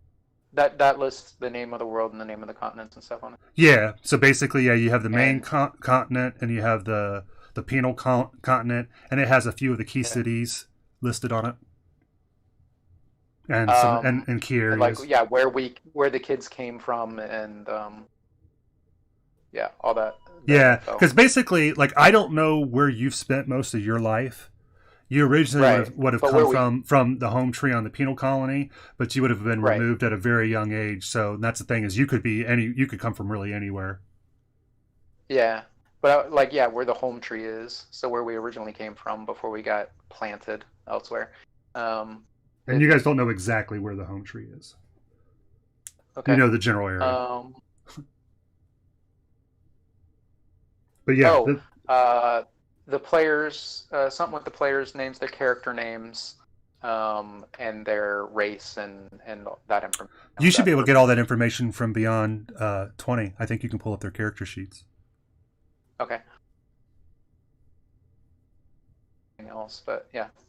And also, if you look at the background tabs, it will talk about the answers that they gave to those questions, I think. Okay. They did put that on their background. I asked them to during the session, so I think they did. Gotcha. I haven't verified that, but I think that's good for now. I have some more ideas and stuff to work for background and stuff like that. And so there isn't anything you need me to do, right? The one thing we'll have to work on some gear. So you can choose the starting gear, like, however it says. It would say money or starting gear. Just choose starting gear and gear up, and then we'll get you a couple of pieces. Starting gear. Yeah, we'll do. I'll try to do a hand selected item for you, and then we'll also let you do some rolls for some common items, and try to get you at least one good advanced item that you would have picked up along your adventures. It's the same thing that we did with Nicholas. So try to help. But I wanted to finish fleshing out the character before I decided which items that I'm supposed to have that typically come with that type of character. Yeah, because it's like, I think I haven't created all the characters, but every character I've created, it's basically you get like a dungeoneering pack or an explorer's pack or something like that, and that comes with a set of items. That are helpful. So it's not like you're going through and you're picking out a bunch of, it's just kind of a rough standing. And if there's anything else that you wanted that from the common inventory, you can feel free to. And then we'll also probably have you roll. It's supposed to be we'll have you roll for entertainer's pack, which I assume has masks and makeup and stuff. Oh, okay. Disguises. Yeah, yeah. You probably have a proficiency with a disguise kit. Maybe I know that rogues can have that as well. I'm still not quite sure the uses for like the herbalist. Like, okay, it's fine. I have a proficiency with an herbalist kit, but like it never got used. It was so frustrating. It's like, okay, so I can make some potions or something, right? And no, what the fuck is this? Yeah, Why I do I think have that they further Ah! they further defined it. Yeah, I know that because it wasn't very well defined, our DM typically just didn't let you do much with it. But you can do. I think they've have a little bit more clearly defined what it is directly used for. But yeah, I tried to be a little bit more liberal with those things. I like characters Yeah, looking because into their without it, it's like that was the main part of the character, and it was the proficiency with this kit. So if I didn't get to use it, then it was pointless. It was a wasted attribute, basically. Other yeah. people, you know, had The stuff thing, that they could clearly use for their characters, and then right? The it was one thing is unused. like you can look at it that way, but then you can also look at that everybody has that useless thing. There's an equivalent on every character type that is equally useless. So it isn't like, you've got herbalism that you can't use, but like, the rogue has, this thing that's like badass, right? That you don't have. So it's like, because everybody has a proficiency with some kit that they never use, right? Everybody gets an instrument, and that's rarely ever used. Um, I think a rogue, Okay, yeah, rogue it has was a like pet, rogue has a main pet thing, something mouse. that was yeah. But for me, it was like a main. It was a main character, Right, a but main part of the character. that was the way that you envisioned the character, rather than it. Right, not it's not wasn't like, the character, whatever class that is, like they're selling it as the main feature of this class is is proficiency with the herbalism kit. But I agree, Probably is too. it is that it's like why have these things in here if they're not useful? But Yeah. so I think it's on the I counted on the DM to. It's again like I kind of take it from like the ICRPG, right? He's like he likes to give things keywords, right? But those keywords aren't necessarily anything. The weapon is swift. What that means is between you and the player, between the DM and the player. What does swift mean, right? It says this is swift. So if you would, as a player, you're like, well, because this is a swift weapon, could I blah blah blah blah blah, and the DM should be trying to say yes and blah blah blah blah. So it's not making it so that this is clearly within the rules. This is clearly outside of the rules. It's not that, and I think that's kind of what you're saying, some degree, with like some of these magic powers, right? It's making it a little bit more open ended rather than it's like you could do this for this turn. You can do this that does 2d points of damage. That does this. I'd rather say you have a burgeoning ability in the sphere of magic, and you tell me how you would like to try to use it rather than I tell you this is the spell that you can cast. And I think because you'd mentioned more about role playing and stuff, so I thought that would be a good way to have people more involved in role playing their character and get more creative, feel more attached to it. Yeah. Instead of just being like, oh, here, what does the sorcerer do? Okay, I have this spell, and it does this. You can be like, oh, let me find a creative way to deal with this that makes sense for my character and their development. And it's like, we put some restrictions in too that I think have worked well for like Shasta's pet, right? Shasta's pet cannot directly attack. He can't just say, I want to attack with my pet. That doesn't mean anything to me. You got to describe to me how you would unconventionally use this pet to attack, and so a lot of times he'll be like, so the genie, he's, incorporeal, so he's going to try to go inside of his lungs and try to materialize in his lungs. Okay, I'm down with that. That's something we can work with, and it's stuff like that it's easy to to fall into. I'm attacking, roll your dice, let's do the nerd math and move on, and rather than let's try to we're working more on telling a story rather than just doing nerd math, which can be fun on its own. I ain't trying to take a dump on nerd math, but you hear what I'm saying. Rule bumper. But yeah. Well, we're at 2:30, Randy. Do you have a time crunch? I just want to be careful if you do. No, I'm good right now. Okay. I've managed my business. Aye. Randy takes care of his kids. Shoot, there was an aspect of it I wanted to talk about. Role playing. Yeah, so like the idea of having a role playing session where, well, first you need to find out if everybody is into it. Like, does everybody that's playing want to role play? Is that something that they're interested in? And then judge if it is something they're interested in, because you could have somebody say, no, I'm totally not interested in that at all.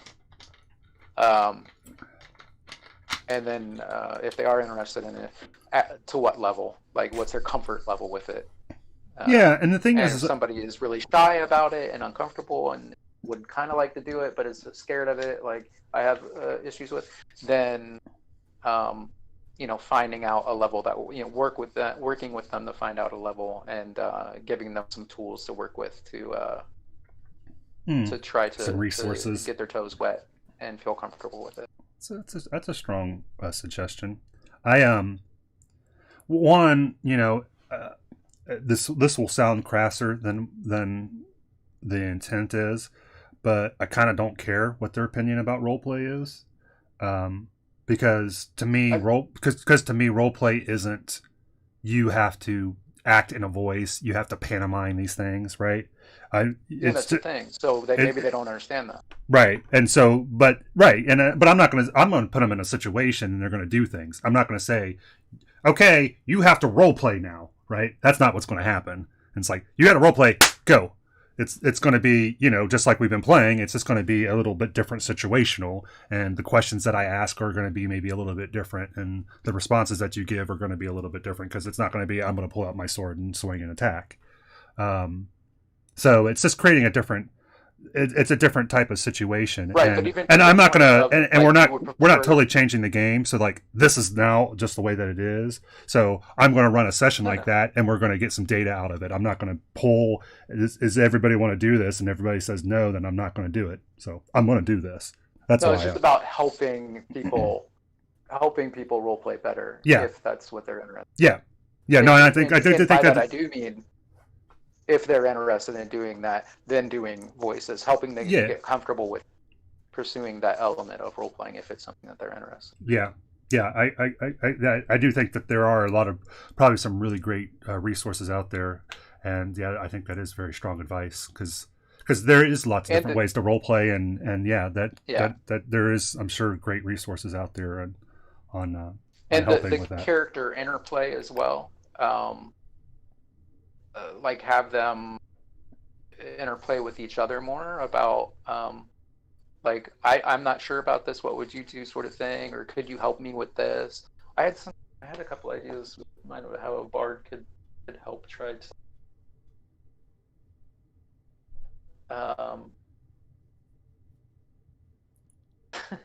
could interact with the other players in a way to try to get them more involved and make it more of a communal feeling, as opposed to just, oh, it's my turn here, let me do this thing, okay, now it's your turn. Maybe so maybe you think about the bard and the Witcher, right? The minstrel. Mm-hmm. Yeah. So I mean, he's telling a story not about himself, he's telling a story about somebody else, right? So maybe the bard's powers comes from him describing the actions of the other players, you know what I mean? And so he has to, it is his job to kind of interact with he gets his powers from the other people, sort of, kind of. Yep. So there's an interesting nugget there, I think, to pursue. Yeah. But that was one of the things I was looking at in particular. Was one of the inspirations. Yeah, that's the most recent bard character I've seen lately. Yeah, and then maybe your unique item somehow works with that. That's a good seed for me to think about when we figure out what his unique item is. That it maybe that's what it works with that. With the rock gnome, I think it was talking about his kind of the tinkerer and stuff. So he can create one of three. Well, I guess he can have three at a time, but there's like 3 different ones that it recommends. One is like a clockwork, which can take the form of an animal or whatever, I guess. But the one is a music box. So I was like, oh, if music box was just like an item that I had, not necessarily that has to take the place of one of this. Like, I don't know, maybe it does. Maybe it is something I created. Maybe it was part of my schooling, or maybe it's just something that is part of the music I've always heard in my head, and it led me to make this in some way. Maybe I'm the only one to hear the music playing, so everybody else is like, what the fuck does he keep doing with this box? And to me, I'm hearing sort of music from it, and that's something that speaks to me on the inside, and maybe it's somehow tied to the tree in a way or something. And then the other was like, maybe everyone hears a different music that only they can hear. They listen to particular music box. These are some really fun ideas. Yeah. Variations on that. Yeah. Like maybe I can hear a different song for each of the people, and that's what's led me here to this group, was that I like you can hear their aura, basically. Yeah, or these elements of the song. So all together, it makes a harmonized tune. The disparate elements that were part of this larger tune, and it's coming together as I. That's really interesting too, because with the story of the 10-petaled flower, right? And these guys represent the 10 essences, and so as you are bringing more of them into the fold, for the bard in particular, I could see him visualizing that as adding notes to the harmony, right? And him being integral and helping to find the kids because of that, and what positive like and or negative. I could have both positive and negative effects on him as well. Yeah, that sounds like an element. Explore. Yeah, I'm super excited that you're gonna start playing, brother, and I'll look forward to this. So, if we're gonna play this week, it's likely that we could wrap up the board this week, and then the next session I'm envisioning will probably, unless depending on what happens, but if they can make it out safe, then I'm envisioning that the party would make its way to the town that they were going to, and so then we'll have a session in town that's going to be more theater of the mind and trying to encourage more role playing. Now, if they get captured or killed, then that might change, but and that is a possibility. So we'll go from there. But yeah, I think it's going to be a lot of fun. So yeah, we'd have you join that session. I think that it'll be likely that you'll be in that town, is what I'm envisioning. Yeah, it seemed like a good place. And then what would be likely, and you can change this, but for everybody, basically, it's that they've been having dreams of Raina. Raina's sphere of magic is mind magic, and she has dreams about the future and about the past, and it kind of gives her a foresight to some degree. And so everybody was having these dreams about Raina, and it was leading them to the home tree. And as people have been trying to come to Raina and the home tree, some of them have been crossing each other's paths. And so it would not be unlikely for you to be where you're at because you are trying to make your way to the home tree, and Raina. So if that's I will consider that be the fault unless you tell me otherwise. That makes sense. Say the last part again. I'll consider that to be the default, so I'll consider that this is true unless you tell me otherwise. That you would be in the town that you are because you're having dreams of Raina and the home tree, and you're trying to find both of those.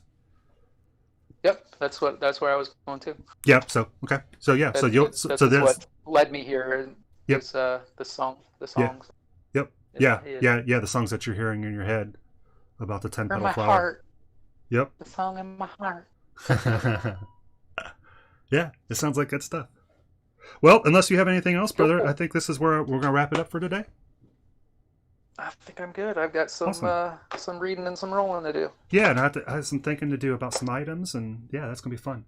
And so thanks everybody that's hopped in today. It wasn't a lot of action today as we kind of was musing what we're going to be doing, and I spent a lot of time working on a can that did not spray foam, but I could hear the trepidation in Shadow's voice, so I decided that caution probably was the better part of valor in this situation, and we will defer and look to tackle these tentacles another day when we have some wood foam.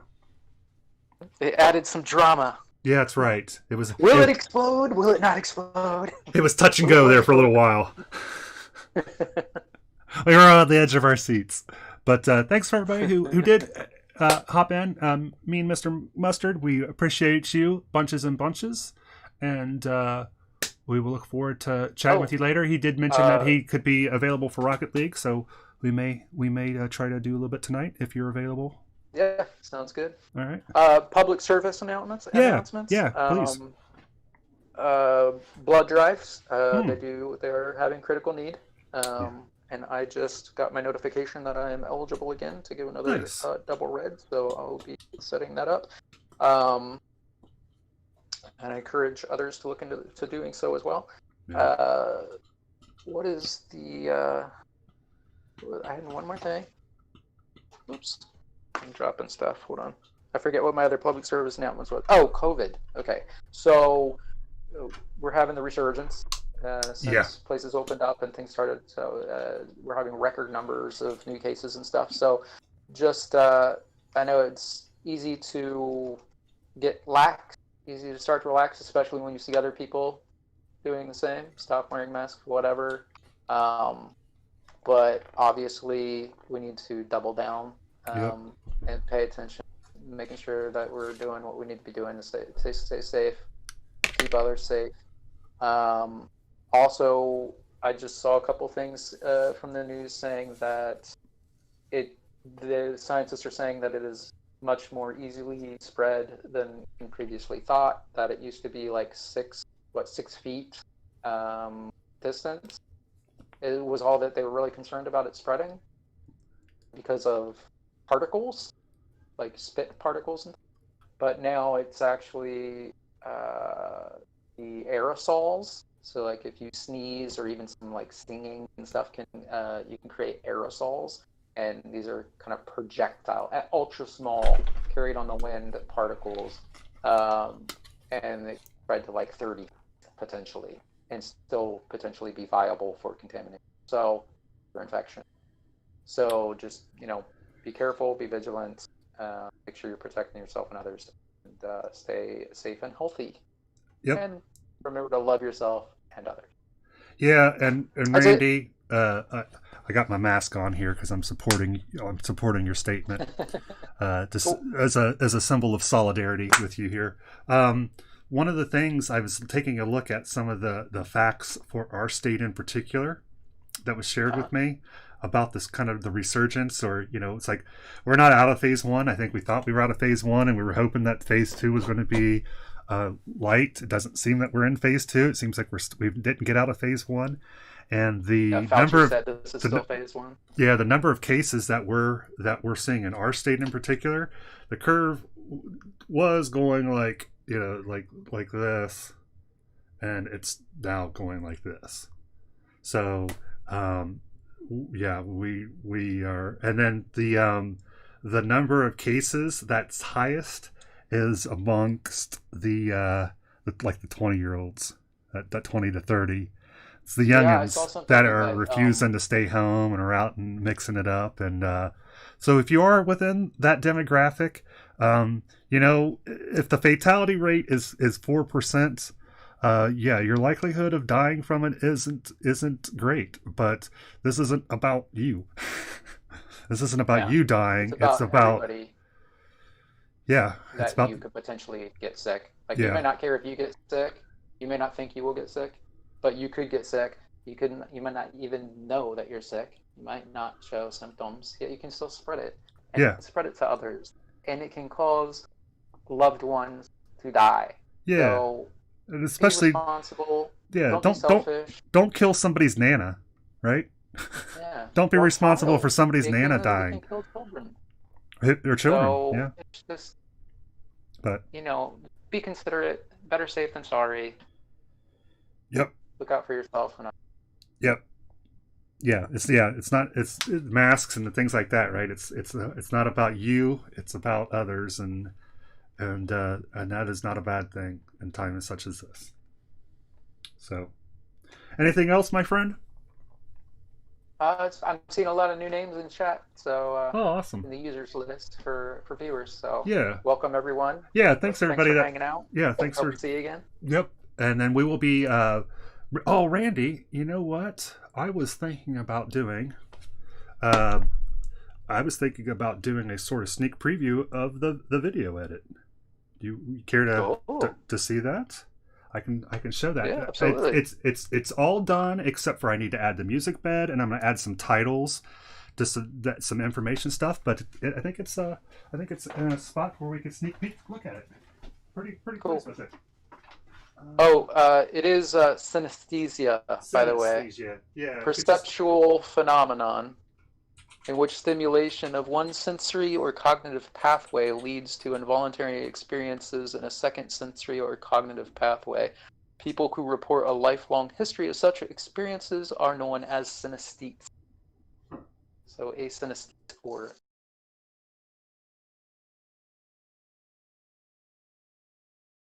yeah. Okay. Correctly in chat? No, it's SYN. Oh, okay. Like a synthesizer? Yep. Other than that, is correct. SYN. All right. Let me change in Discord. I got to change my microphone here.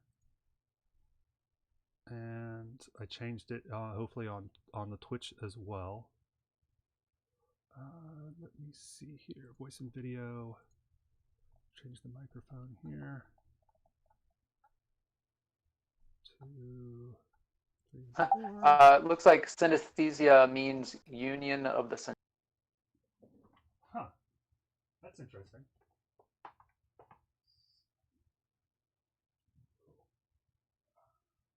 Saying in some senses that the terminology may be inaccurate, a more accurate but less common term may be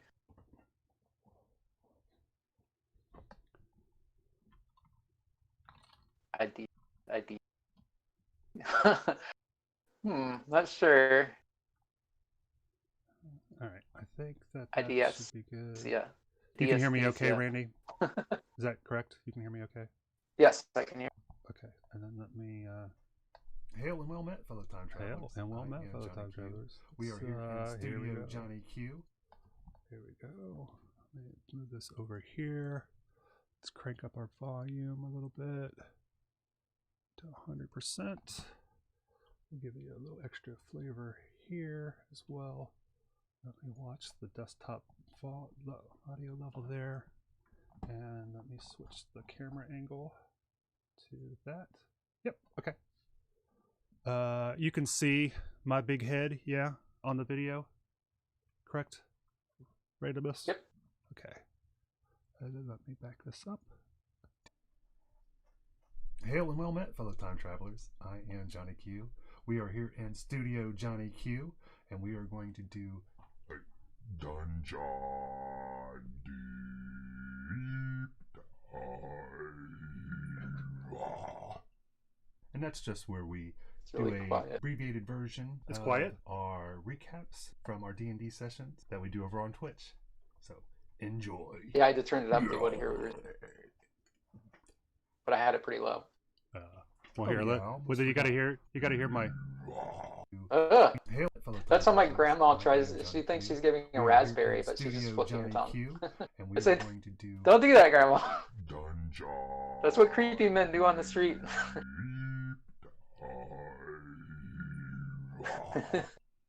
And that's just where we do a singing Klingon again of our recaps from our D&D sessions that we do over on Twitch. So enjoy.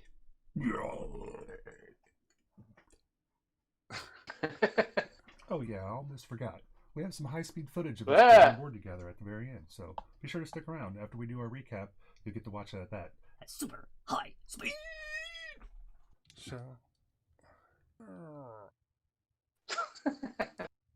Alright, so I want to do a dungeon deep dive where I take a close examination of the board before I put it away. Propsta, Runehammer, Pink Inferno, his artwork. So I like to have a starting area for the group, a little place that when you kind of start the adventure, generally they can get their bearings. So here we have the 3 main players and their 3 pets. So we have Dart with her homemade shield. It's actually something that she looted that players have it fixed to her mini. Got Shasta back here, got Furion, Variant's pet, like Treant. Shasta has a little genie. Dart has a little kitty cat. And notable NPCs that are traveling with them. This is Thorg, who they actually freed from their first session in the bar. And then Reyna, who is one of their kin and kind of the whole reason that they are here. Players all had dreams of Reyna, and in their quest to find her, they ended up chancing upon each other. They've learned that they all kind of represent different fundamentals of magic. And the Supernal Regency, who is the local main force. Anybody with red, generally red in armor, is usually Supernal Regency. They've been hunting magic users, so these sort of orphans have found their way to each other, knowing that magic is not always welcome. So Reyna and Thorg, that they have an existing relationship. He's kind of been a caretaker to her. When they come here to this place, she says that they're here to find the monkey, and if they find the monkey, that they can find their way. Thorg, when he comes here, he notices that this place has been ravaged by people that he thinks are some of his own people. There's a couple places on the board where there's these giant stone creatures that appear to have been in the battle. One back in here as well. He kind of freaks out about this. Ruins aren't necessarily new. But it's obvious that there has been this military force has taken up within it. But Thorg is really confused by what the stone folk would be doing and all of this business. And he ends up flaking out and he tunnels off. And then Reyna, she goes stealthy straight up off the bat. So yeah, so Thorg, he puts a jetpack on the Bizak and he's gone. And then Reyna, she says, we got to find the monkey. And so she just hops off. And one other thing of note is the movable rod, which is denoted here. As they check out the playing field, there are a lot of military on the board. I think even more so than what I'm showing here. There's knights all over the board, heavily armored. There's a giant over in here. We have who appears to be the commander. What's the egg here? Looking? A halfling giant here. They're in terse conversations. And there also appears to be some sellswords. And those guys are generally depicted through more normal gear. There is this giant over here who seems to be getting taunted by some goblins over here who probably should be doing some work, but they're being mischievous. We've got the halfling giant over here, and we've got Prison this wallet. Commander of the guard. Dungeon wallet. Dungeon wallet. Treya. We have a doored area. I considered mentioning Dungeon Wallet. Archer on top with a ladder. We always try to have a ladder somewhere on the board. Other notable things. There's cobwebs. There is a spider lair denoted to the players by hanging corpse. So there's starting area, there's burnt down building, there's some statue with a spider over here, there's a lot of military up here, this tower. The other main thing, there is a moat around the keep, and there is a bridge here, which this is not in best of repair. There is a rope that is attached, one that isn't. As it is on the board is as it is in the game. So there's elements there that they could potentially use or interact with. So right off, I was happy to see that players were concerned that there was so many military, but after a somewhat heated conversation between the halfling giant and Treya, a lot of the military disperse, some of them away from the scene, some of them deeper inside. We have an archer up top here, we have a military guard up here. They tell them anybody delays what we're doing here, kill them on sight. They know that people here mean business. Reyna, she goes off, she goes ninja.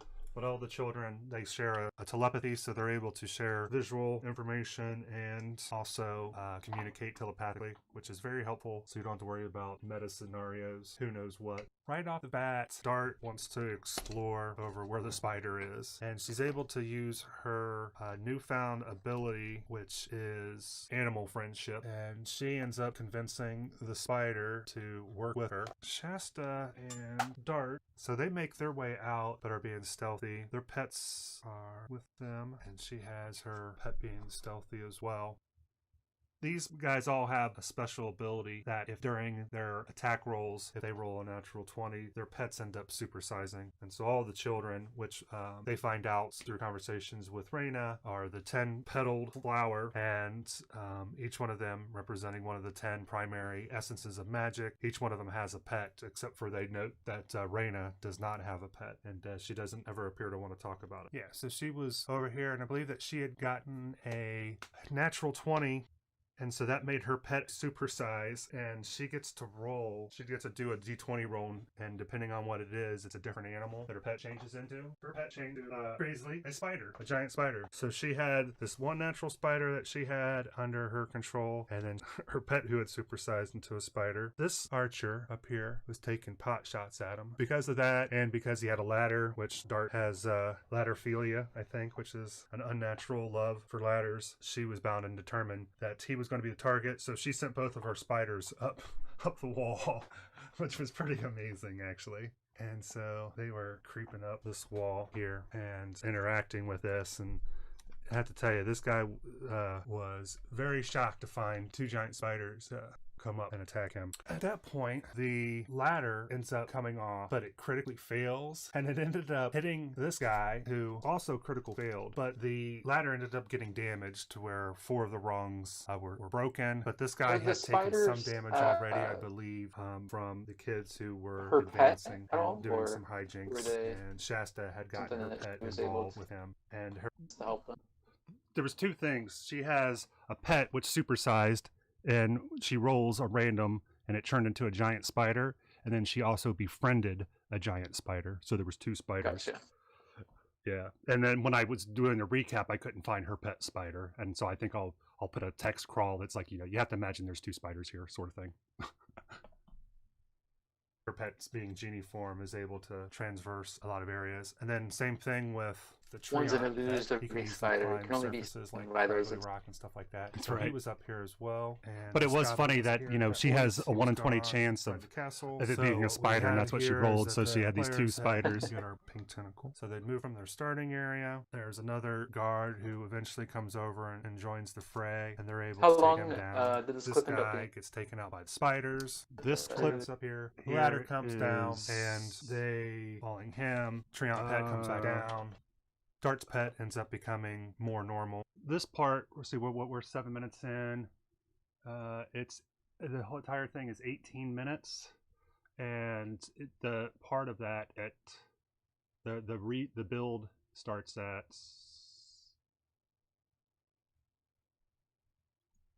so this recap is 13:30. That's trimming the footage down quite a bit. With the Treant pet, he can easily climb surfaces like Craggly Rock and stuff like that. Say what? So he was up here as well. I think he did a good job keeping the audio steady. Like it's not too janky. What we have here is that that's one of the things that sounds cohesive. Starting area. There's another guard who eventually comes over and joins the fray, and they're able to take him down. One of the things I need to do too is I'm gonna try to normalize the audio. Treant's up here. The ladder comes down because there's a couple places where it's a little soft, a little loud. Treant pet comes back down. Dart's pet ends up becoming more normal sized. She rejoins them, and they go to make their way in. However, there was this giant over here, and he was sleeping. This guy wakes him up to tell him to go see what's doing over here. Shasta used her genie pet and ends up hitting him successfully. So where will this video be viewable? It'll be viewable on the YouTube, and that delays him. And I'm also going to try to post it on IGTV. Using the broken ladder best they can, which is Instagram. They go through here using Shasta's pet the information the backside, opens the door. Links for those now they all in file description, inside or of will the be in the tunnel. description. Yeah, let me take a look here. Dart I think decides if we do that what might be good is see if she can get the spider, who's her friend, to fix the bridge. It takes quite a while because on Twitch, if you look in our about section, what kind of conversations we have all of you could our actually socials. have with the spider, But and Studio Johnny Q something that would be meaningful. Over here, where you can, one of the you can find us on both Instagram. A mad bomber, what bombs at midnight. Let me see here. By that I mean that there was just a guy who was tossing alchemy. But yeah, we fire. should have all those. Crazy That information goblin. is listed below. There, he was throwing. Let me see if there's stuff. a command I have Shasta for it as well. Had gotten a special power up that would essentially let her have an automatic crit. They had looted this area, and they had randomly got an alchemy fire, so they used that to automatically crit the mad bomber over here, and so this whole building ended up catching on flames. As a result, that automatic crit made it explode to where he was doing all his bomb preparation. So that whole building caught on fire, and that drew the attention of almost everybody that was nearby. So all the guards over there ended up being involved in that. So that actually gave them an opportunity to work on the bridge. So that's what they set to. So they're all inside of here. the giant spider set to the task of working to repair the bridge at a particularly vulnerable spot. So they're still all up in here for the time being. And we'll represent that by just dart. They're taking some shots from some archers nestled in the buildings here, over here.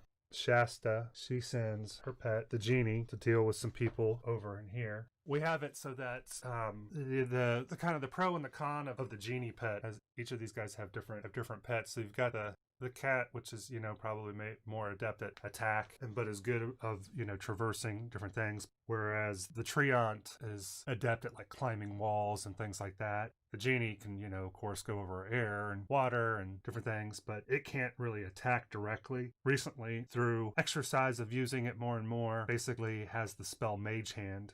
This one, there was fun parts of like trying to pull a guy into the water. At least one of those was successful, so was able to pull him into the water.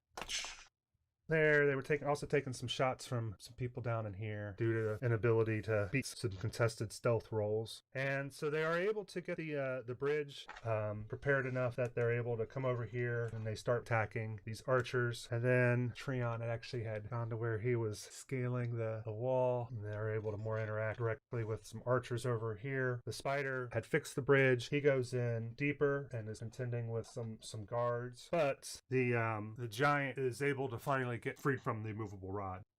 Shasta ends up bringing her pet back to retrieve it, but he's coming this way. They fixed the bridge, but they've got this giant now who is going to be coming over the bridge. He's over here. That's so nice. Just ask me what you'd like me to do, and I'll try my best to help. You're always so helpful, Peter. Never be in doubt of that.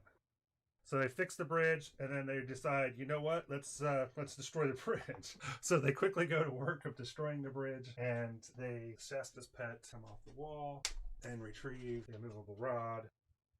So they start to work with using magic and end up setting fire to the bridge while he's on it. Causes the bridge to be broken and him to fall into it, and says, "I've never had swimming lessons." It was really fun because it was like, let's fix the bridge, let's fix the bridge, let's fix the bridge. Oh crap, let's destroy the bridge, let's destroy the bridge, let's destroy the bridge. At this point, the guy over here, he was advanced on them, trying to smash them with rocks and such. And Dart had told the pet that it could go off and do what it wanted to do. She let it go. And the druid has a spell that allows it to root somebody in place while concentration is maintained. And when that concentration broke, that the ground becomes wild with grass and becomes essentially difficult terrain. And then while he was rooted, they ended up getting him prone. They had no problems taking this guy out at that point. Once they had made it onto the side, there's a whole, another set of board. But there were some guards here. One of the first ones that they'd actually seen was the halfling giant. He was on here, but he ended up getting pulled away. There was giants that they found that were in here as well, several of them. And they actually had been put to the task of helping to put out the fire that was going on over here, because this fire had spread to this other building. So this actually had taken a lot of attention Alexa, from stop. people on the inside. There was some goblins over here, but they realized that these were mercenary goblins. They chose not to act on them, but these guys did kind of inform everybody else to what was happening. The players come in and kind of make their way into this area, and then ended up going over into another building where they had found that Raina said that she had made her way into a place and was waiting for them to join her, and she was over by a building with a ladder that she was going to help them try to get to another level. Now this was probably, get through all this, it may have been 3 nights, 3 different sessions that we had. I think that, and then the next board I think we ended up spending 4 sessions on. I think that's pretty much the recap of these boards. Our high-speed build, which is actually us tearing down the board and just reversing it, so it looks like we're building it.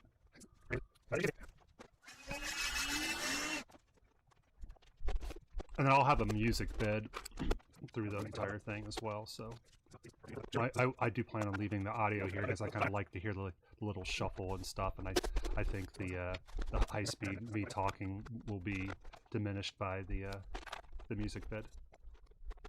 Yeah, the first time I saw a YouTuber use the high speed that included the audio was on one of the ones. I think he's probably friends with Adam Savage. He does a lot of builds, and he had like a mallet, and so you hear the like of him using his big hammer, but the speed and the high pitch because of it being sped up, it was really funny.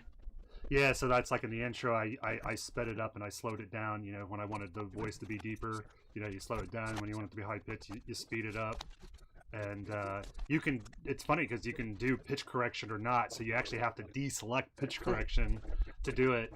But when we were little kids, or when I was like a teenager, I remember my brother had bought this mini tape recorder, and it was a variable speed, so you could record at different speeds. And that's when I learned that it's like if you record at, you know, at high speed and then you play it back at normal speed, it's going to be slow. Yeah, and so we used to do crazy stuff with it all the time of, you know, making our voices sound funny. And actually, my stepdad, he would make these insult tapes for my brother Parfit. And he would say them really weird and record them at a different speed. And so when you played them normal, it would sound like this. It would sound like, Mark is so ugly. He didn't get hit with the ugly stick. He fell down the whole tree. It hit every branch on the way down. And it would be like 30 minutes of this. It's magical.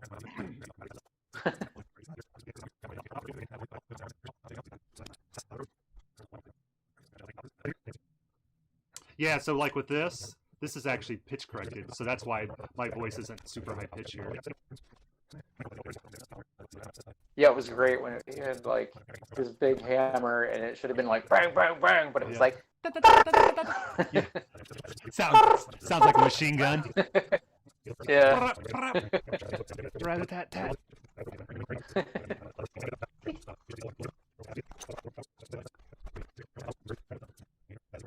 And we're getting close here to the end. And then, like I say, I'm going to end up having some crawls with some information as this goes on. So, like in here, I'll describe what some of these pieces are that I'm showing. You know, like, oh, this is the Dwarven Fort. This was handcrafted. Nice. So that's the piece that I have to add. I have to add the titles. I have to normalize the audio levels, and then I have to just add the music bed, which is pretty easy. And then it'll be ready. Well, then I got to make the thumbnail, which is actually probably the most important part that I always undervalue. So I want to try to make a good thumbnail.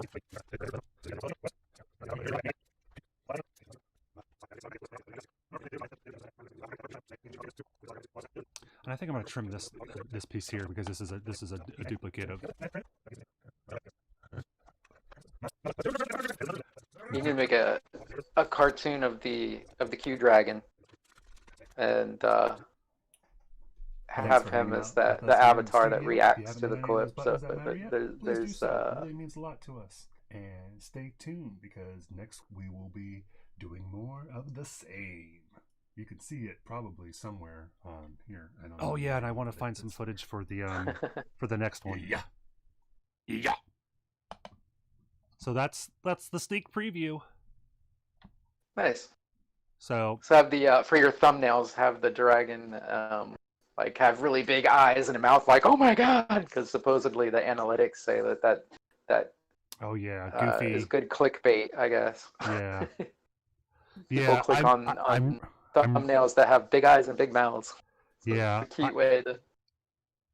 Yeah, that's interesting. Maybe because I've been fighting that because everybody wants you to put a stupid face on. There's actually a person, and I won't mention his name because I don't want to support this, but he has a thumbnail and it's just like, I wish I could meet you in person because I want to punch you for that thumbnail. And it must be really effective for him. But it's just like the face that you make, because that's not his face, right? It's not your normal face. And it's like he makes this stupid face, and it's just like, oh, I just want to. Irks me, just really, which is funny that people can have that kind of effect on you. And so I'm really trying to fight, that clickbait facey thing on the thumbnails, but it is important to get some clicks. So I appreciate your suggestion. Yeah, and as long as it's relevant, don't just make it relevant. Yeah, and that's the thing. It's like you're just making a stupid face. It has nothing to do with the thumbnail. You're making a face that's stupid enough because you're like, what you're trying to do is you're creating a thing that's just like, what the fuck does this idiot got to say? And that's, it's just like, ugh. I hate that.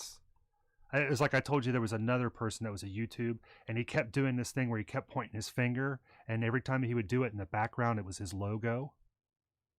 And it's just like he just kept making you look at his logo for like 12 minutes. And it was just like, you're an asshole. That's douchey. I don't care if it's effective. That's just douchey. And it wasn't like a video like he's like, hey, I'm showing you that he was talking about something else, but the whole time that he would do it, he kept doing this thing, and he would point and he would make it so that his monitor would be in the background showing his logo. Give a second for Randy to come back. Can you hear me now? I can hear you now. There we go. Wow. I had no idea what you were saying. I was having a big old tirade. Apparently you were at the same time. Oh, sorry. I was just talking about clickbait and things, and it's like this other guy that I was watching his video, and the whole time he would be pointing while he was talking, and he'd just using his hands, and he would be pointing and stuff, and he would point like nothing in particular, but in the background he would have his monitor where he had his logo. And so he just showed you his logo like 1,000 times. He just kept subconsciously making you look at it by why he'd point his hands. And it was just like, you're a douche. It's just like, I'm making you look at my logo. I'm making you look at my logo. It's like, if you did that twice, maybe it would be subtle enough that you could appreciate it. But it's just like, all you're doing is just like, I'm making you do something, and I'm making you do something. I'm making you do something. And it was just like, it came off as aggressive. And it was just like, man. Yeah. So so many of these things affect different people different ways too. Like somebody else might see that and be like, "Oh yeah, that's funny" or something. Yeah, but yeah, you could definitely somebody be like, "Oh, I hate this." Because in one way I can recognize it as a subconscious manipulation and appreciate it as a marketing thing. But when you just do that over and over, it's just like, if he like. It was egregious. Was doing it in a way that it was deliberate. So it was almost a comedy bit in a way. Like he knows that this is a thing, and he was actually drawing attention to it, like overemphasizing it. I mean, like then that's kind of funny. Yeah. But if he was like seriously trying to manipulate people by like trying to put in this subconscious references to stuff. Yeah, to his own logo. And it was just like, ugh. Yeah, it just felt like he just kept beating you. And it's like every time you looked at his logo, it was just like, ugh. It's like, he just slapped you. Yeah. And that's I don't know what you caught about what I was saying about, just having a face that is looking surprised or excited or whatever. That's not clickbait. What's clickbait is if it has nothing to do with the video, right, or there's nothing within your video that warrants that excited face. Yeah. Or that surprised face. That's clickbait. That's the bullshit. If there's something, if you have the Q dragon with a surprise face or a excited face, and it's because he's looking at some new item that you created that's really cool, then that's cool. Yeah. And it's on brand. Yeah. Agreed. Yeah. On brand. Yep. Yeah. I hear you on that. I support that. Yep. I support that tirade. Do you support my entire catalog? I celebrate your entire catalog. Sure. Yeah. I'm a big fan. Celebrate. Yeah, absolutely. All right, yo. I need to motivate and relocate here, I think. Yep. Well, thanks for sticking around here to the end and letting us and for the sneak preview of our video, because I'm excited. Man, I'm excited not just about this. I'm excited about that. This is a repeatable process that I think we can do going forward. So it's absolutely. It's been really hurting my heart that I haven't produced enough. But I don't feel like I've produced enough edited video content, and it's been weighing on me. So this has been. That's going to be good for YouTube's. Yeah. Yeah, the shorter edited videos. Yes, that yes. I feel like YouTube. That's what I'm on YouTube for, really. Yeah. Not Twitch content, which to me Agreed. is a better place for the live unedited. Agreed. The reason that we still dual stream it is because it'll archive it, whereas it won't archive on Twitch. it deletes after. So yeah, I agree. I totally agree. And yeah, I feel like it's the missing piece of the synergistic model that we're trying to make here with Studio Johnny Q, is that the edited content helps feed the live content, which helps feed the Instagram, which helps feed the store, which helps feed everything. And I feel like it's kind of just been a missing component. And where we are really strong is on Instagram, right? We're less than 10 away from 300 on Instagram right now, and which is awesome. Nice. We appreciate all our Instagram followers. And so that's why I've been looking at IGTV, because when I do an IGTV, I think you can do a clip up to an hour on IGTV. And even if you don't have the IGTV app, you just have Instagram app, I think it automatically would create like a 30-second clip of it. So on my Instagram feed, it'll show a 30-second clip. That way, I think we can probably even specify what highlight it shows, and then they can click on it and see the video. So I think we'll get some traction that way as well. So Cool. yeah.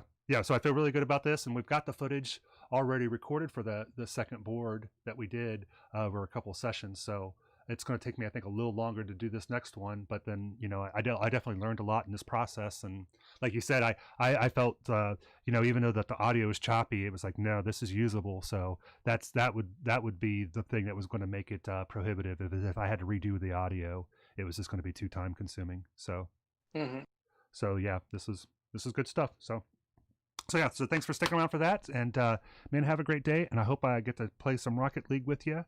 And yeah, man, we'll chat later. So it's been a pleasure as always. Right, I'll see you guys tonight. Yep, sounds good, brother. I will chat with you, and I will leave everybody with the doctor's promises, which is, I think, a good aspiration, which is never cowardly, never cruel, never give up, never give in. Randy, you got anything else before we play the outro music? Love yourselves and love one another. Be good, everybody. We'll talk with you soon. Bye. Bye.